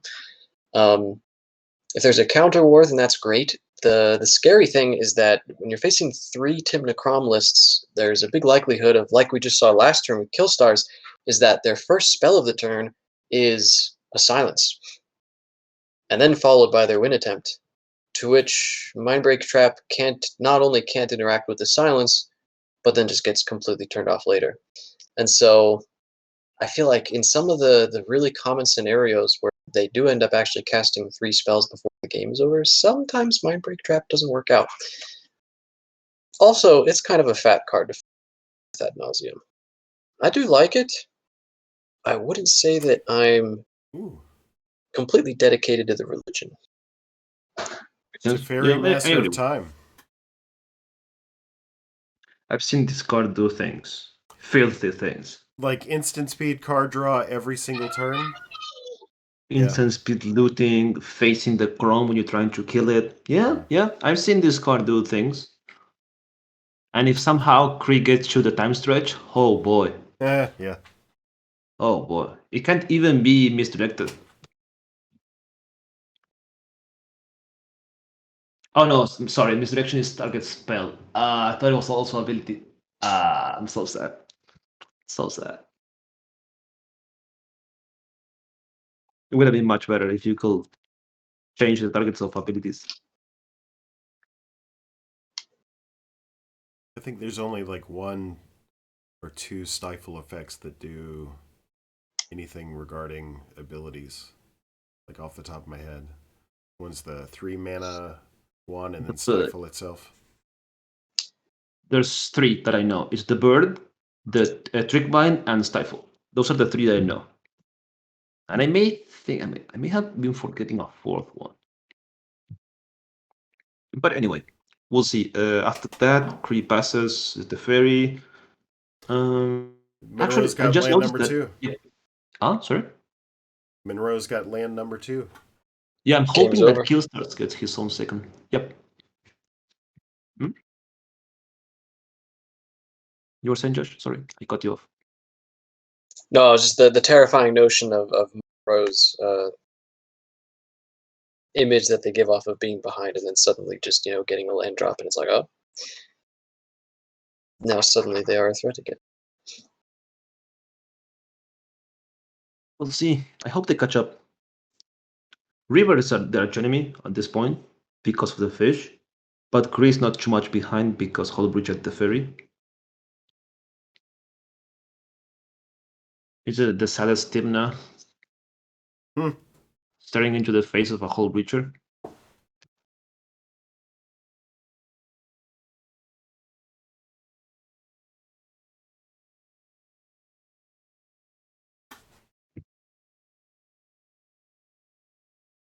It's a little scary because right now no one's super ready to connect with Teferi to keep him down. River will have to invest in a Crom on their next turn, but if they do, they can't keep the Mystic Room around. No, they can. You need to crack treasures though. Yeah. I wouldn't be against it. 3. Okay, second land for Killstars. A turn too late, but he made it. Topside to come back into the game.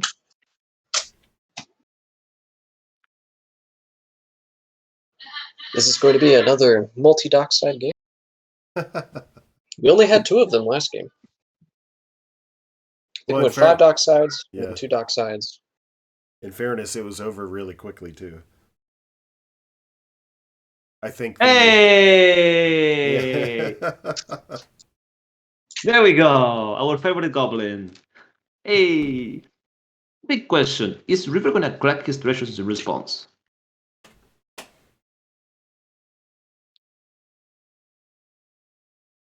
Or bigger question, does River have Abnos in his hand for the treasures?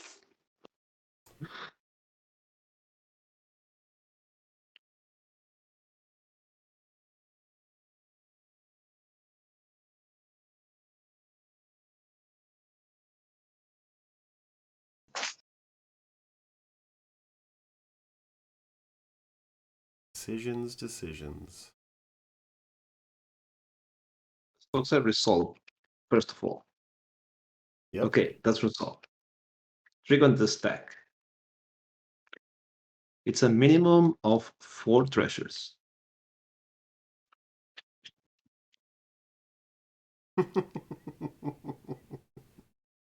That's minimum.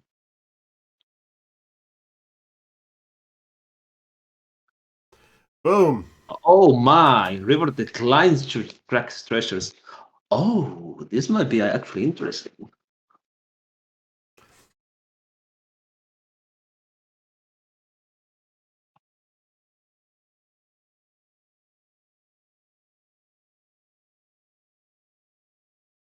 Not Sopal, which clearly has Battlecraft. Mm-hmm. Gravy at this point. Mm-hmm. So do you cast a Chrome and slap the fairy? And then let River also finish it off with his own Chrome? Or does Killstars have the god hand of Adnos with backup? Well, Teferi Or hasn't better been, yet, Teferi hasn't Fishing been Trooper. activated this turn, so he could just phase it out. I mean, the phase is what, -2? -3 actually. Okay. It's quite relevant. Because in the end, the grand scheme of things, it basically saves the fairy 1 life. But remember, there's a hope hanging around. Mm-hmm.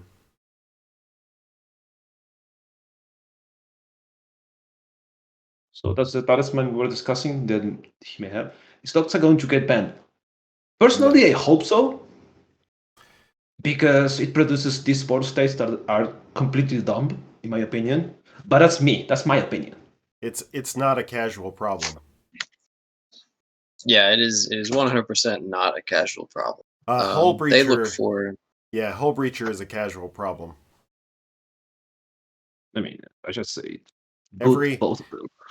every casual complaint I've ever heard about a card in the last 6 to 8 months has been in regard to Hull Breacher and not Dockside. Interesting. Okay, so you have Chrome for the chance of killing the fairy.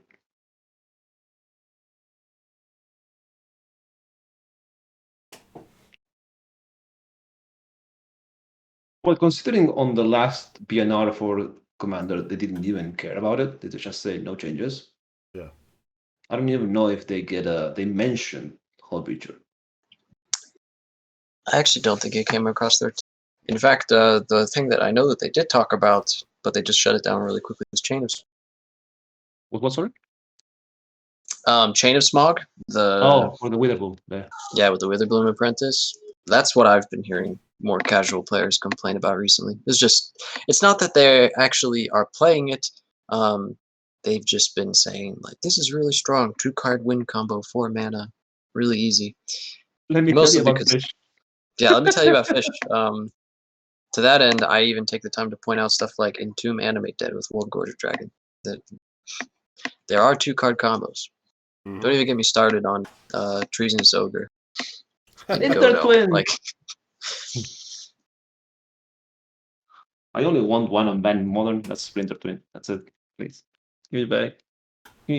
Give me back my deck, wizard. Anyway, without this swinging, actually, Hope is it's a directly like Kree. Interesting. That's very interesting.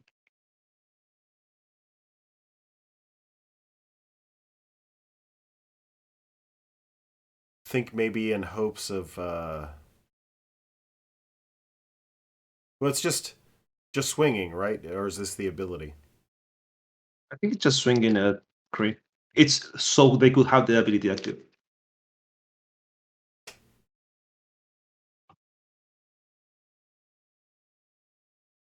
My question is, this is me not understanding why, because maybe there's something on Killstar's hand that needs to happen. There you go. The thing is, why not try to at least threaten killing the fairy, since Kree only has a potential of 4 mana next turn if they make a land drop, and I don't think they can make that much with 4 mana. Comparing to River that has so much mana and an active fish, killing Teferi would actually maybe hinder Kree more than just saying, okay, I have Hope active to silence you. That's in my opinion. I could be wrong, because maybe there's something in Killstar's hand that says like, okay, no, I'm more afraid of you trying to go off with the Teferi looting all the time and sculpting the perfect hand than, I don't know, than having Teferi around. I don't know. This is me being ignorant of what's on Killstar's brainwave. I don't know what you guys think on that.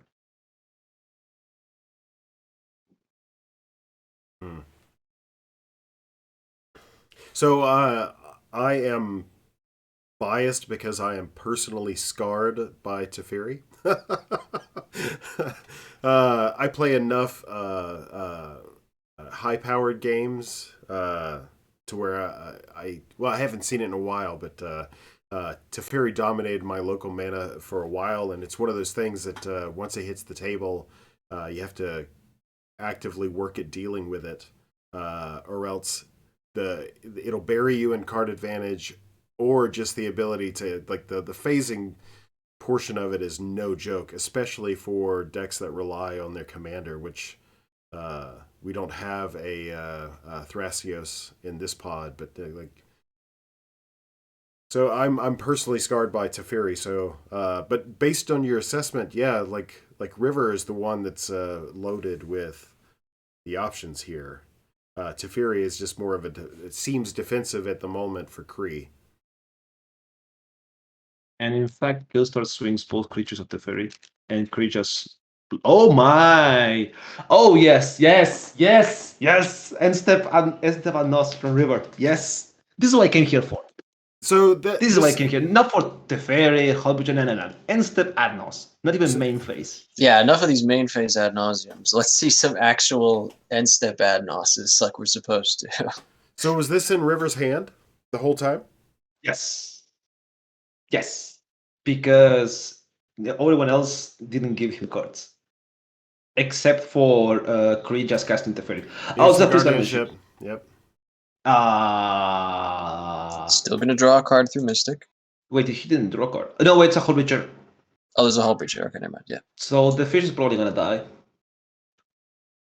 That was the only card that would allow him to basically get half his deck in his hand through a Hullbreacher. Sad.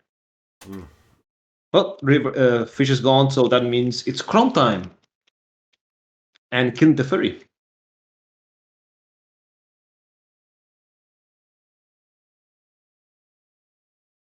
Because that seems to be the most obvious threat, considering the nobody else only has mana and the cards in hand are really low. This might actually be another long game. Yeah. Because everyone has mana but doesn't have card draw because it's Hullbreacher, and the hands are low already. So yeah. Buckle up, guys, buckle up.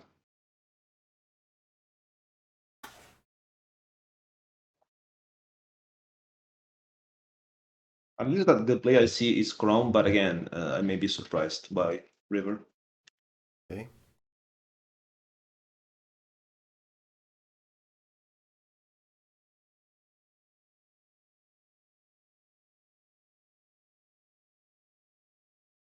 Oh, gamble. Okay, that's a good start.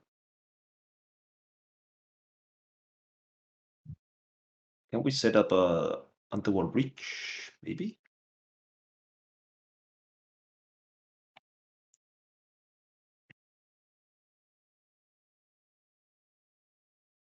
Maybe we could also set up do a gamble for intuition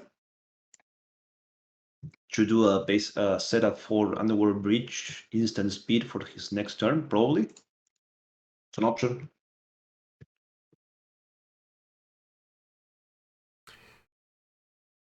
Or do you bounce the dockside?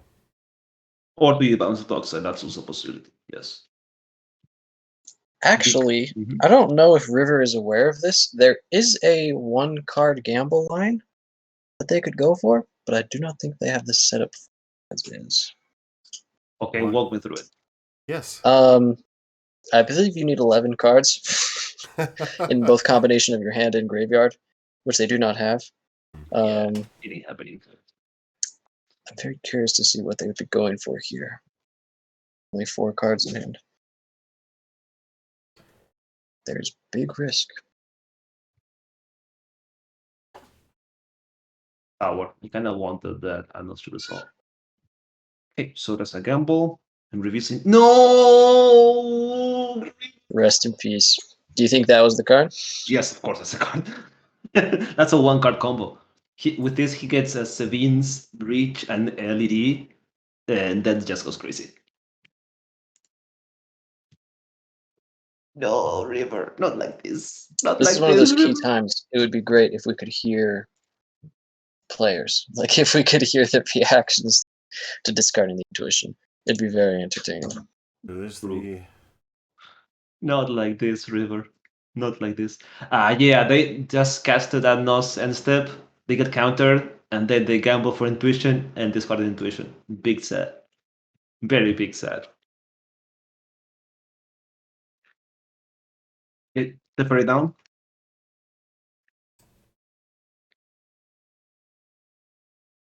Well, if we didn't want a long game, too bad. Seems like we're gonna have a long game.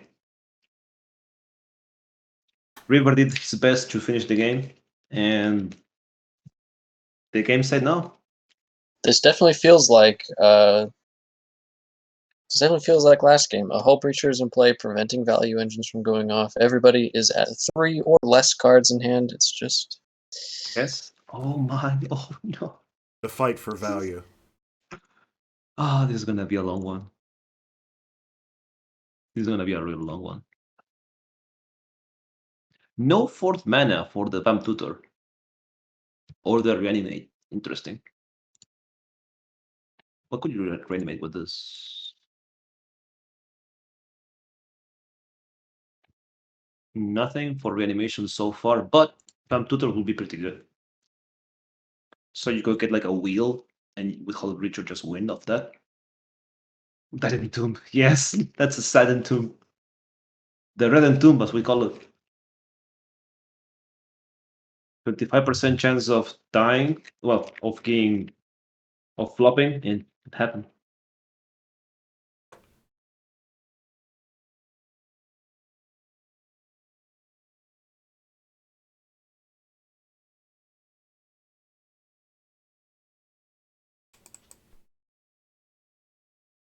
Oh, that's a Vamp Tutor from Killstars. End step. Interesting. So we probably get Adnos here, hit with Hope Monroe, silence him. So with all the 3 mana open, they do nothing, and then try to go off, maybe?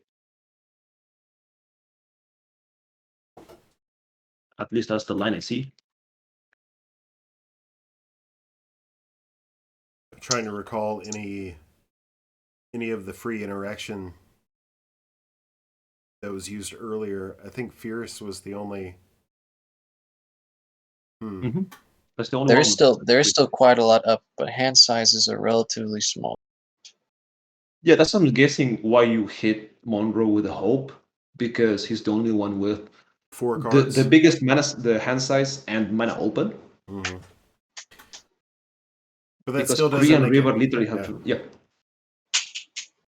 Okay.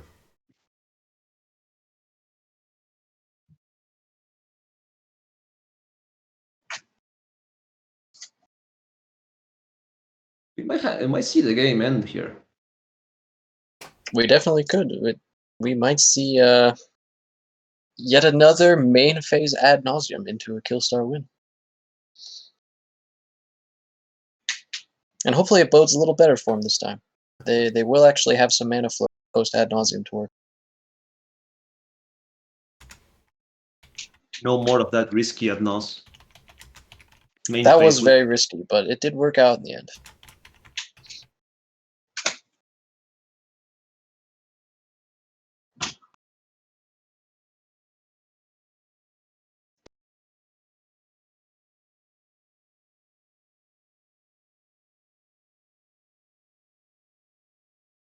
What else could you consider for this Van Tutor? Necro, maybe? Could consider the Necro. I don't see why you would do anything else. Let's go for it. You already have Crom in play, even if the ad nauseum is countered. Wait. There is another possibility. There's another thing they can do. They can meme Betrayal. Because River has a stacked graveyard. And Kree Hey, there it also. is. You called it correctly. Wow, good job. Yes! There's a Mind's Desire, there's an Adnos, there's an Intuition, there's Lotus Petal. Oh boy, this is gonna be spicy. I love it. What are we getting? Okay, so yep, there is a There's Lotus Petal. Obviously, there's a land.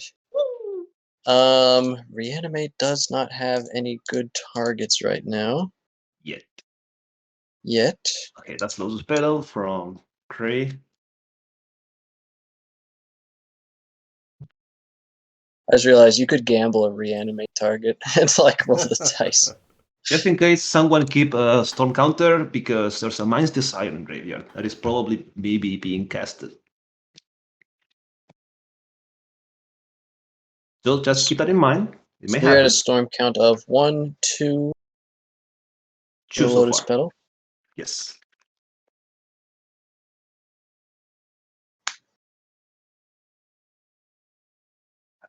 Greed also makes a treasure because of the Hull Breacher and River's Chrome. Okay, so we go to combat.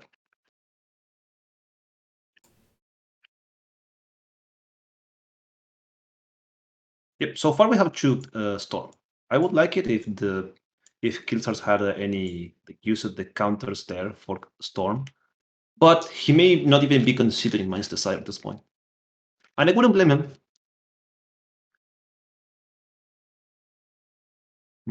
This is Hulk coming at Monroe. Yeah, but that's the Duncan. That's the boring Winkel. Because the Intuition Bridge is like it's so boring. It's like yeah, sure, you're gonna win, whatever. Yeah, Mind's Desire is the spicy Winkel. or hear me out on this one. They can do Intuition for Breach, make a ginormous amount of Storm counters and mana, and then Mind's Desire. Boom. Boom. That's basically the whole deck for free.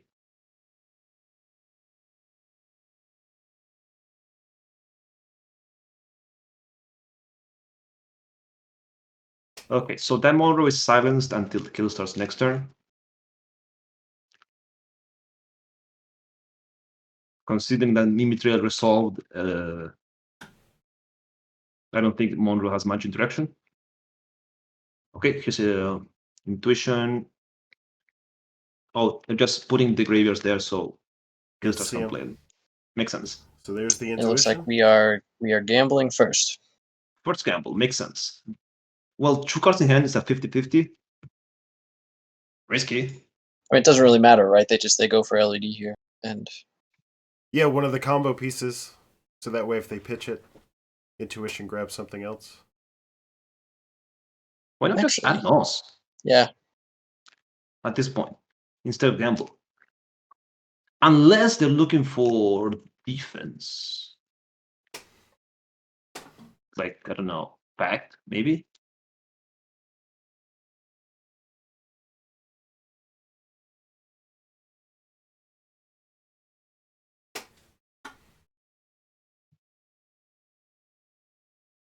Let's see what happens.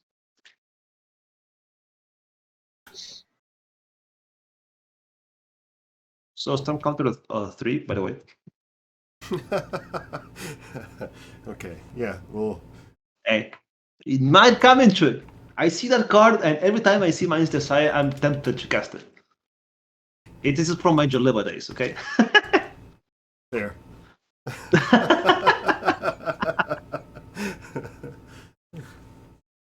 My Joleva days always been like, Mind's Desire, 1,000 Storm into Mind's Desire. Oh yes. I was never much of a Storm player because Storm requires math. So, like Storm math. yep, I was right. It was the LED. Nice. They discard LED. Yep, LED was discarded. So what's the next one?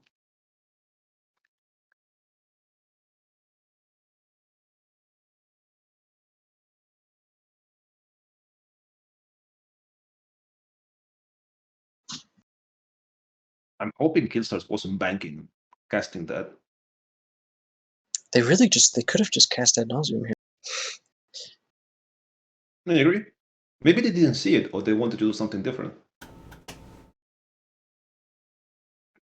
There could be something really special about this final card that they have in. It could be Final Fortune. But that's not good. Considering That's what I was gonna say. I don't think that's what they're really looking for good. here.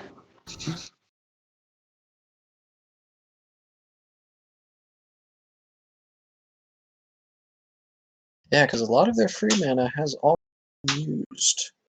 If they go out for Ad Nauseam here, That's 4 treasures.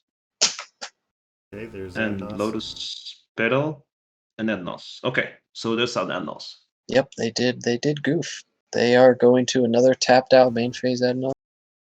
I'm guessing the line, I don't think they goofed. It's more like I want to have LED so I can crack it. They went for the 50-50 for more mana. Because imagine if you have a LED in your hand now, you just play LED, you discard the other card, you're hellbent, you don't care.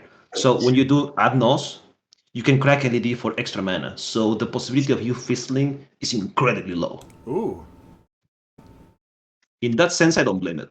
But it's a pact There's a pact negation, negation. so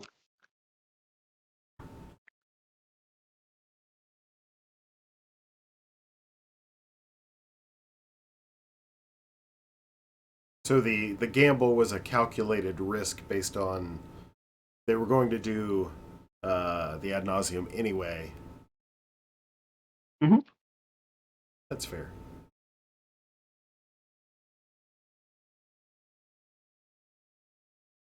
in fact, if they had LED, you probably, before Adnos, you crack LED for 3 blue, and you play Mystic Remora for defense. Wait, isn't Creed dead?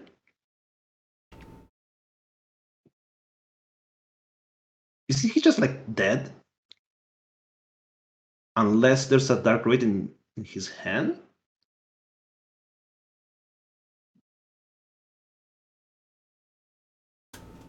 Alright, so end step, nothing happened from the Mimic Trail. Sadness. Sadness. Sadness. Just pure sadness. I don't think Killstars misplayed with a gamble. No, it was yeah, I think you're right. I think it was a calculated risk. Get LED into hand, go hellbent. If you keep it, more mana into an Ad Nauseam. Yeah, I think that makes sense. Yeah. Also, the idea that you could cast Fierce Guardianship from Monroe's graveyard.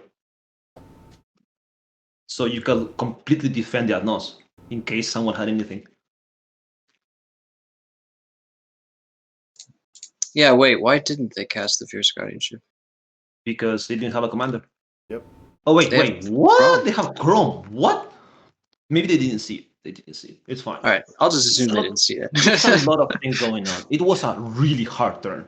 I don't blame Killstar for not seeing the line. These 4-player games, they get so much stuff going on that you will miss things. It happened on the first game that I think it was River that casted a gamble in Chernobyl Agent. It happens. Even to the best of us happened. So I actually think that there was I enjoy what River did, where they actually displayed their graveyard out and made it so that everybody was able to see. Everyone else kept their graveyards in their graveyards instead of moving them. So I feel like there might have been maybe some misrepresentation there. Some deception. Maybe some Yes, deception. If I was yes and Killstars, I no. probably would have asked everyone to display their graveyards onto the stack like River did. Yep. I don't know if you'd be able to force somebody to do that, but you can actually open up the graveyards when you see view graveyards and you pop up in a window, so you can stack them in windows and they Yeah, auto refresh. So you can like see all that. the times what's going on. You can do that. but don't get me yes. wrong. I know that he has the ability to view people's graveyards. I just enjoy what River did, where they actually moved the graveyard onto the battlefield and let it be. Yeah, makes sense. Yes. So yeah, they'd be exiled, but they'd be in the exile zone, which would be reflected the same way. Yeah. The problem with Intuition for Breach Pile is you need 6 mana for wait. I actually don't think they had enough mana to complete Intuition Piles. Intuition Piles are usually done at end step and then assembled on the following turn. To main phase an Intuition Pile is a very large mana investment. It's 6, right, for the Zavins. I think the only glaring misplay that is, if you could consider it misplay, is that you don't see it, is the physical guardianship not protecting the unknowns. That's the only one. I The rest definitely makes consider sense. that to be a misplay. But that's the only one. The rest is Yeah. makes complete sense. Yeah, the rest of it was just decision making and the consequences of it.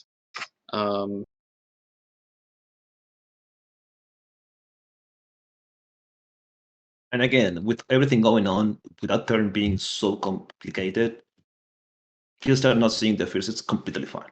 It happens. But let's see what River has in store for us. Yeah, we've been actually sitting on their turn for quite some time. Here's the big thing. And I want to see this.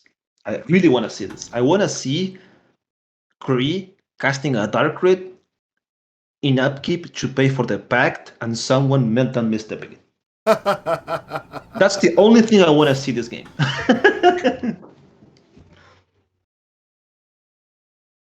Okay, Crom beats are good. Second main.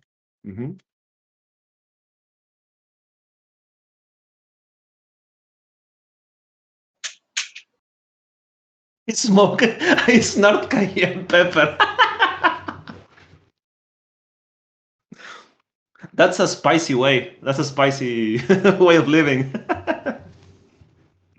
Okay, so the Timna, yeah, it makes sense. Timna after swinging, because you don't want to give Kree treasures for obvious reasons. But here's the moment of truth. Pack trigger. It's 5. There we go.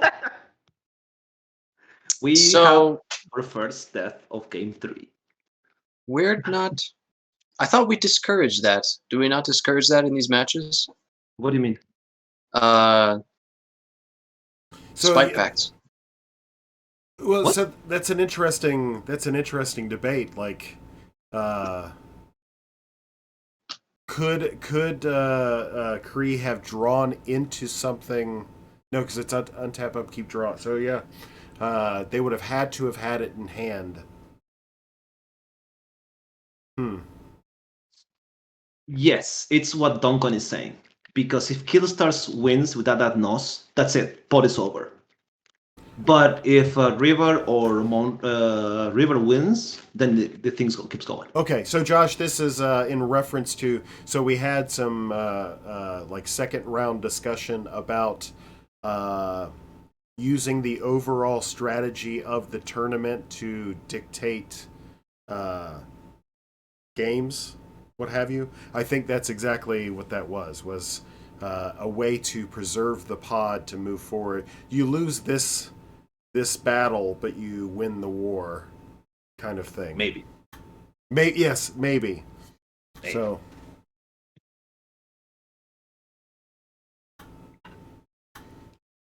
Yeah, I don't think the chat brings up arguments of just like hoping that someone does Crom. Personally, if I know that it's more merely a social contract and it is not the rules, if that was the only thing pushing their decisions was just praying that an opponent saves you, my answer would be no, and that is still a spike pack. If it's looking at it from the broad spectrum of the tournament and hoping to continue the pod, then yes, I'm totally okay with that, and that does make sense. I do not think it was praying that River saves you. Yeah. It was more than likely that to continue the pod, because had that not ad nauseum, they aptly said, had the ad nauseum resolved and ended up in a game, the pod would have been over. So it's the weird circumstance of how the tournament is set up, which provides I say weird, but it provides an interesting essence of strategy, looking at the entire thing. So it's kind of a sad turn for Kree, because if he managed to cast any other spell, he will get another treasure from Killstar's Crawl, giving him another treasure. That will be the 5th treasure, the 5th mana to pay for the pact. But since there was no other thing, that's bad for him. Yeah, I don't, like I said, I don't particularly, I understand that perspective. I don't particularly agree with it, just because River's already pretty ahead as is. To intentionally save an opponent, especially for something as free as a pack trigger. At the moment that the pact resolved and there was a pact trigger on the stack for upkeep, I don't think River is going to say, yeah, I'm going to save you. No. It would be interesting. It'd be very entertaining. Don't get me wrong. But I don't think they're playing for the funsies. That's what we do on FNMs. Yeah. Not on tourneys. Okay. Looks like somebody's going to interact with this wheel. Oh, brain freeze. Targeting? Is this a value? What's the storm count? What? True. Targeting himself, yes, makes sense. In case they flip Sabines. No. Still, slow those pedals, not bad. If somehow River manages to get an Underworld Breach in his turn, I actually think that was a pretty good brain freeze. Not really hitting anything super. He hit a Jessica's will, so Breach for Jessica's will, it's crazy time.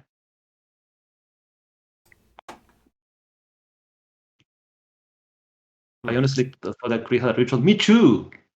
That's what I said. Dark Red and someone mental misstep for the kill. That would be spicy. Actually, what's even funnier is I think Killstars revealed a Dispel just now to discard. Wait, really?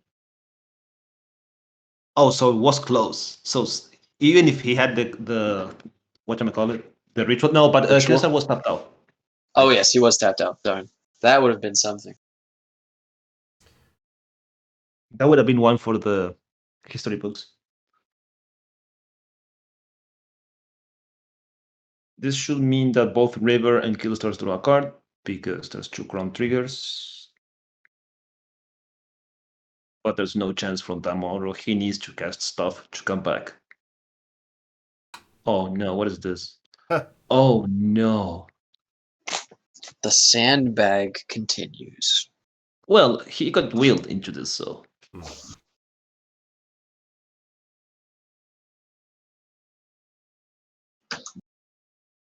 Actually, I don't think that. So both River and Killstars draw a card. So this whole breach might be been after the Chrome triggers, or is this? Yeah, this is after the Chrome triggers.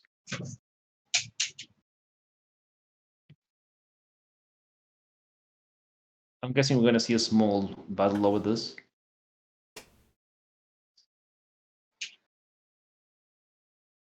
Okay, Mystical Tutor.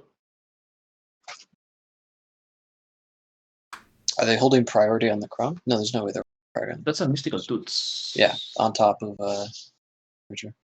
Yeah, but they're targeting the Hull Breacher. They might have revealed the wrong card.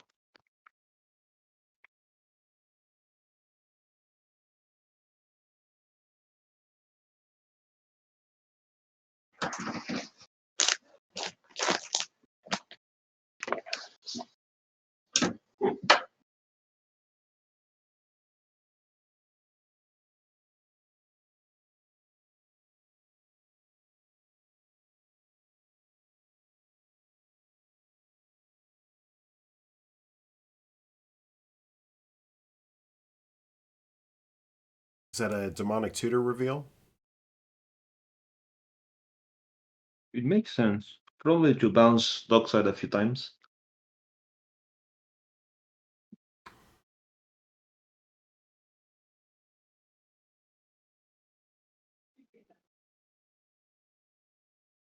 Okay, Arcane Signet.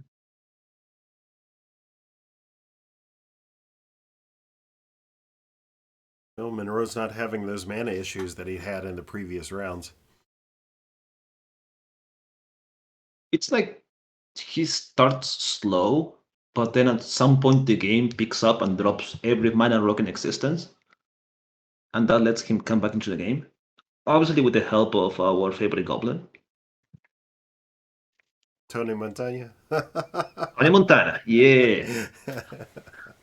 Say hello to my little friend. All I can see is this gilded bathtub with bubbles and, like, you know, cigar and powder all over his face. Okay,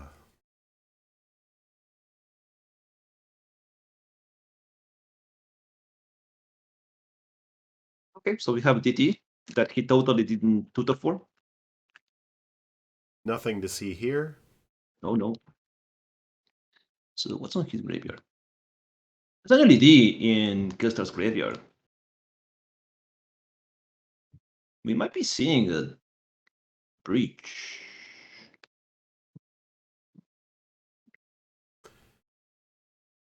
All right. Okay, Joe Lotus.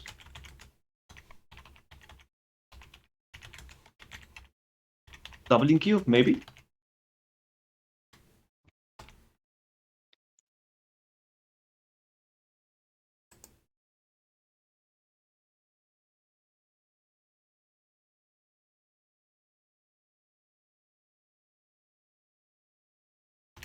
Okay, so there's an upward pitch that he totally didn't tutor for.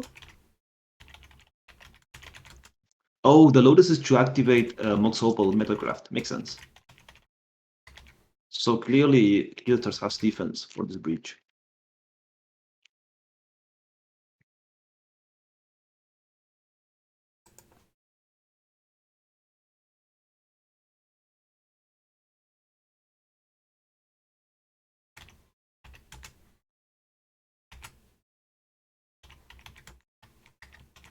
Okay.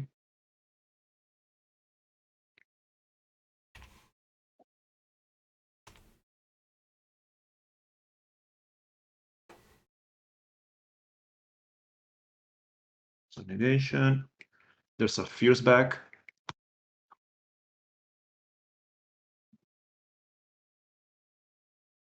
This could be the end of the game. This very well. Yep. Because there's an LED, a fish, and a demonic tutor in Killstar's graveyard. So we might be seeing the end of the game.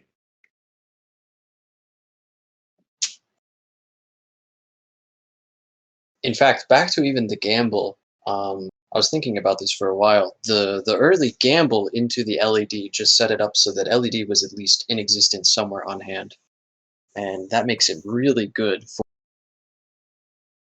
Oh wow, we are seeing a Pact of Negation. Sorry, I'll continue my thought later. So now we're seeing a Pact of Negation followed by a miscast from Killstars. We are going all out here. Well, some would say that Breach is probably worth fighting over. Oh yes, I would definitely. I like this. This is almost artistic. I like the arrows too. Everything looks everything looks really good from this weird triple stacked. This is why I play Magic. Huh, interesting. So it's because they want Underworld Breach Exile. Okay, so they're protecting River's Force because Force of Negation exiles. Another Underworld Breach Exile is really good. If not, you Pact of Negation the Breach, you overload the Breach. Makes sense. I like it. But right now they need an answer to miscast. River has 7 in hand, 1 treasure left, and the Grim Monolith. There is potentially something that could be played here.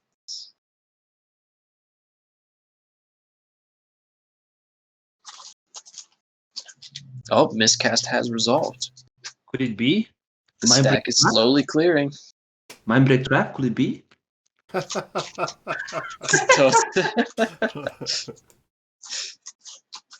Okay, so the stack is cleared all the way to Breach. Does Breach resolve?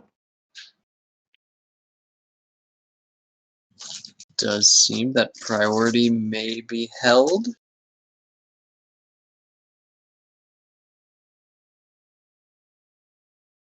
Monroe does also still have an untapped Arcane Signet. Nope, Underworld Breach has resolved. And that counter war actually helps Killstars a lot because he treats his graveyard. So there's the. Oh, there's a consultation in hand. Oh yeah, GG. GG. Has Killstars? I can't recall. Has Killstars won a game today? Yes. Yes, this will be Killstar's second win today. All right. Nice, that was Killstars. Excellent. I am sad that Kree's sacrifice did not actually mean anything in the end, and that Killstars was still able to grind enough value out to get their Underworld Breach and end the game. I mean, still, like, looking, because I've had a few moments to reflect on that. It's definitely something that was discussed in strategy meetings and stuff like that regarding player decisions.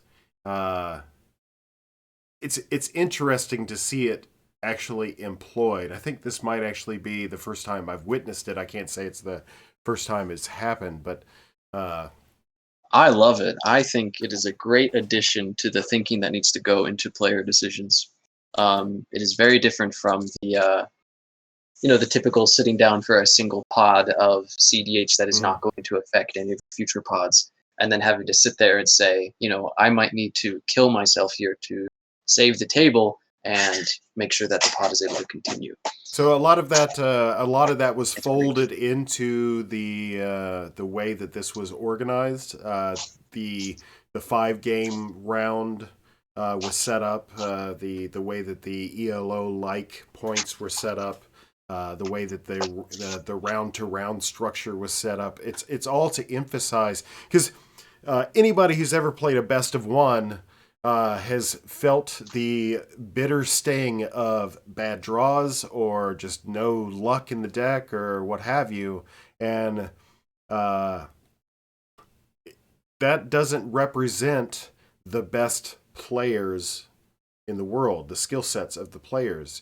These rounds have been set up to specifically highlight the skill sets of the players playing their deck, using their weapon of choice.